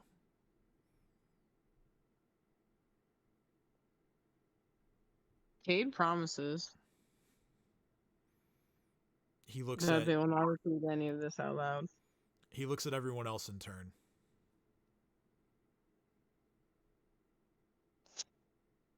I roll my eyes. Very well. Dream doesn't offer any reaction. Cat doesn't either. And he looks at Ursuline sort of expectantly. Yes. Did you hear what I said? Or No. I'm sorry, I'm tired. it's okay.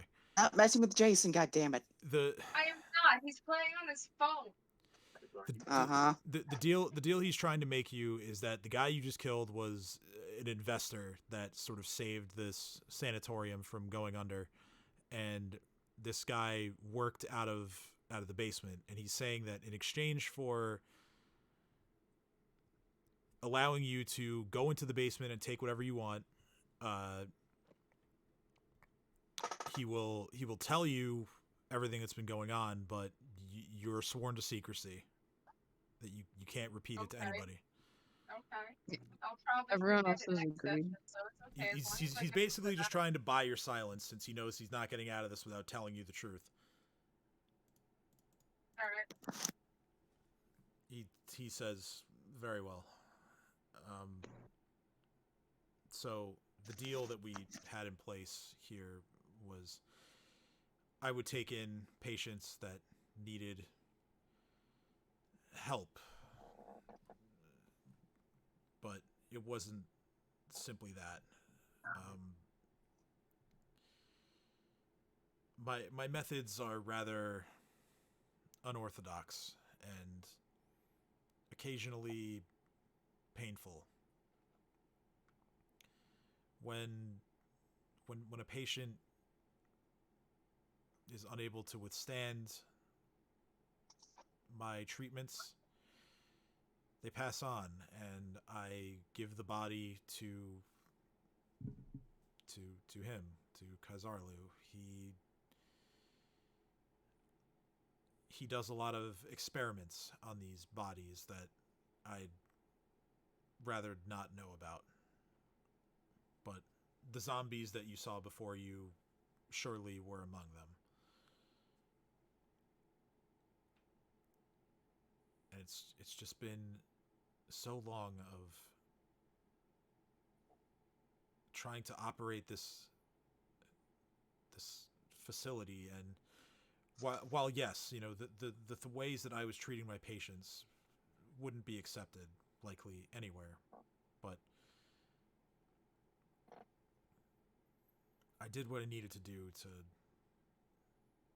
make sure that I had a life to live. Cade grabs onto his shoulder, like, not threateningly, but firmly at the same time, to be like, you need to hear this. I understand in a way the need to do what you need, the need to do whatever must be done to survive, but you are going to sell the sanatorium. You're going to find a reason to close it, and you're going to leave this town.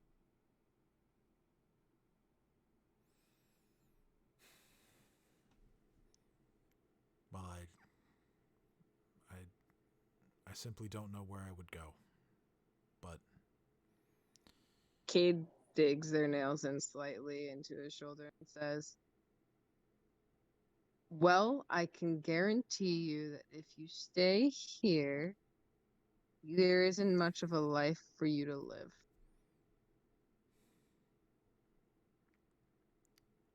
roll diplomacy or intimidate, your choice. Enhanced diplomacy. Does they have that? For either. I'm being matter of fact. Like 14. I'm telling Okay. him, like,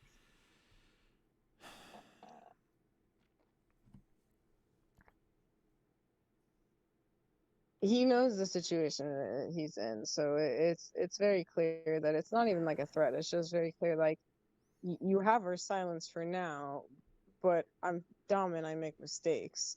Staying here and being near me while trying to have me keep this silence puts you at major risk. He thinks for a moment and he says, well, I suppose that you're not even the only ones that I have to worry about in terms of word of this getting out. There are the 2 orderlies upstairs.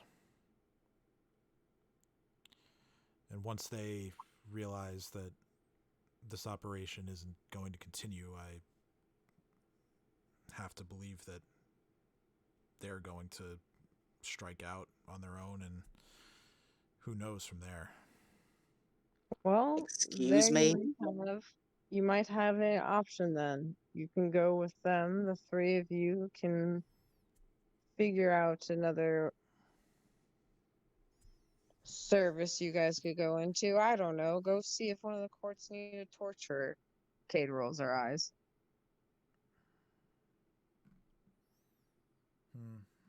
Perhaps.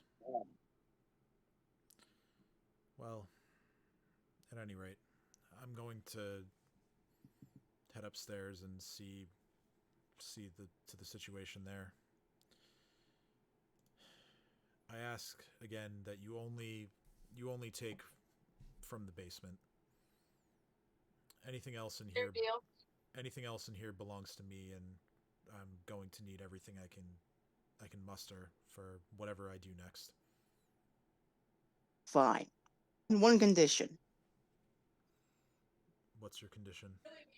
Your friend, our little friend up there, and I point to up where the cell is. Mm-hmm. I'm pretty sure he's a gas. If he gets out, he's going to infect everyone he can. And I'm not letting that happen.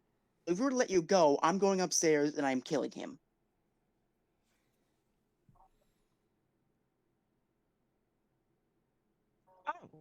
Cade just kind of looks over and not really sure how to respond to that.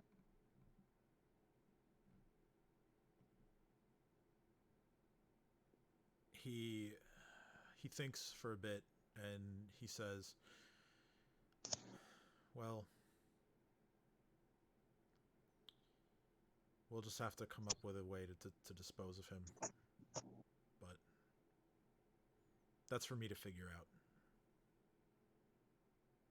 Yeah, no, it's not. It's our responsibility to get rid of our little gas problem, and he's part of it. Okay. Well, in that case, there is an item that's downstairs that if you really want to make sure.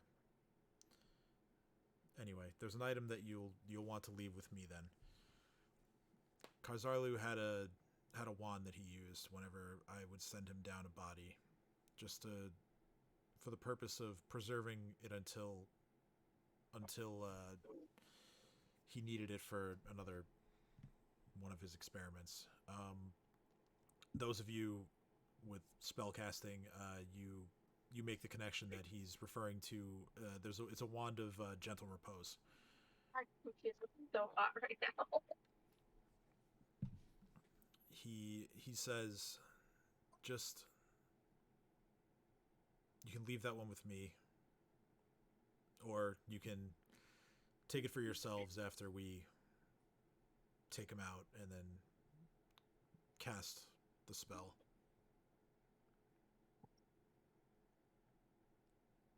I shrug and look at Dina and I'm like, I don't see why not. So he's offering to give me the wand so I can go up. His Tulak is going to keep the guy down so I can get an easy kill. Regraw. Yeah, that would be one way of going about it. Sure. And then we use the wand to make sure he doesn't come back, right? Well, yeah, gentle repose. I can give you the specifics of the spell.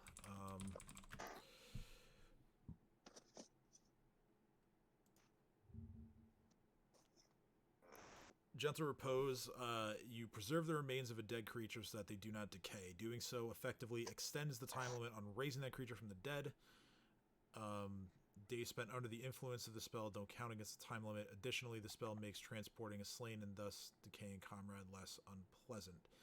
So yeah, it also it doesn't say this specifically, but it's implied that gentle repose would delay this guy rising as a ghoul.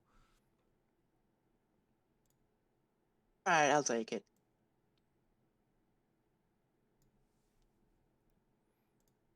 Okay. So I think we're gonna stop there. Do we pick items next time? Oh right, I forgot dream spellcraft checks. So let me give you the items that are on the body of this. In the basement items. Not the basement items. This is the loot from the guy that you just killed. So he has a potion of cure moderate wounds, a potion of gaseous form. The two wands. The first wand is false life, and the other is identify. So let me write those in the chat.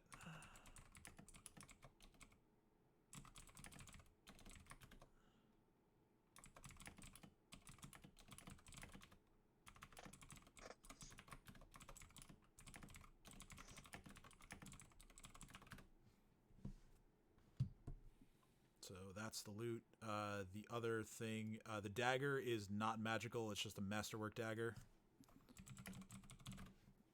And then he, like I said, he has the key ring and the money.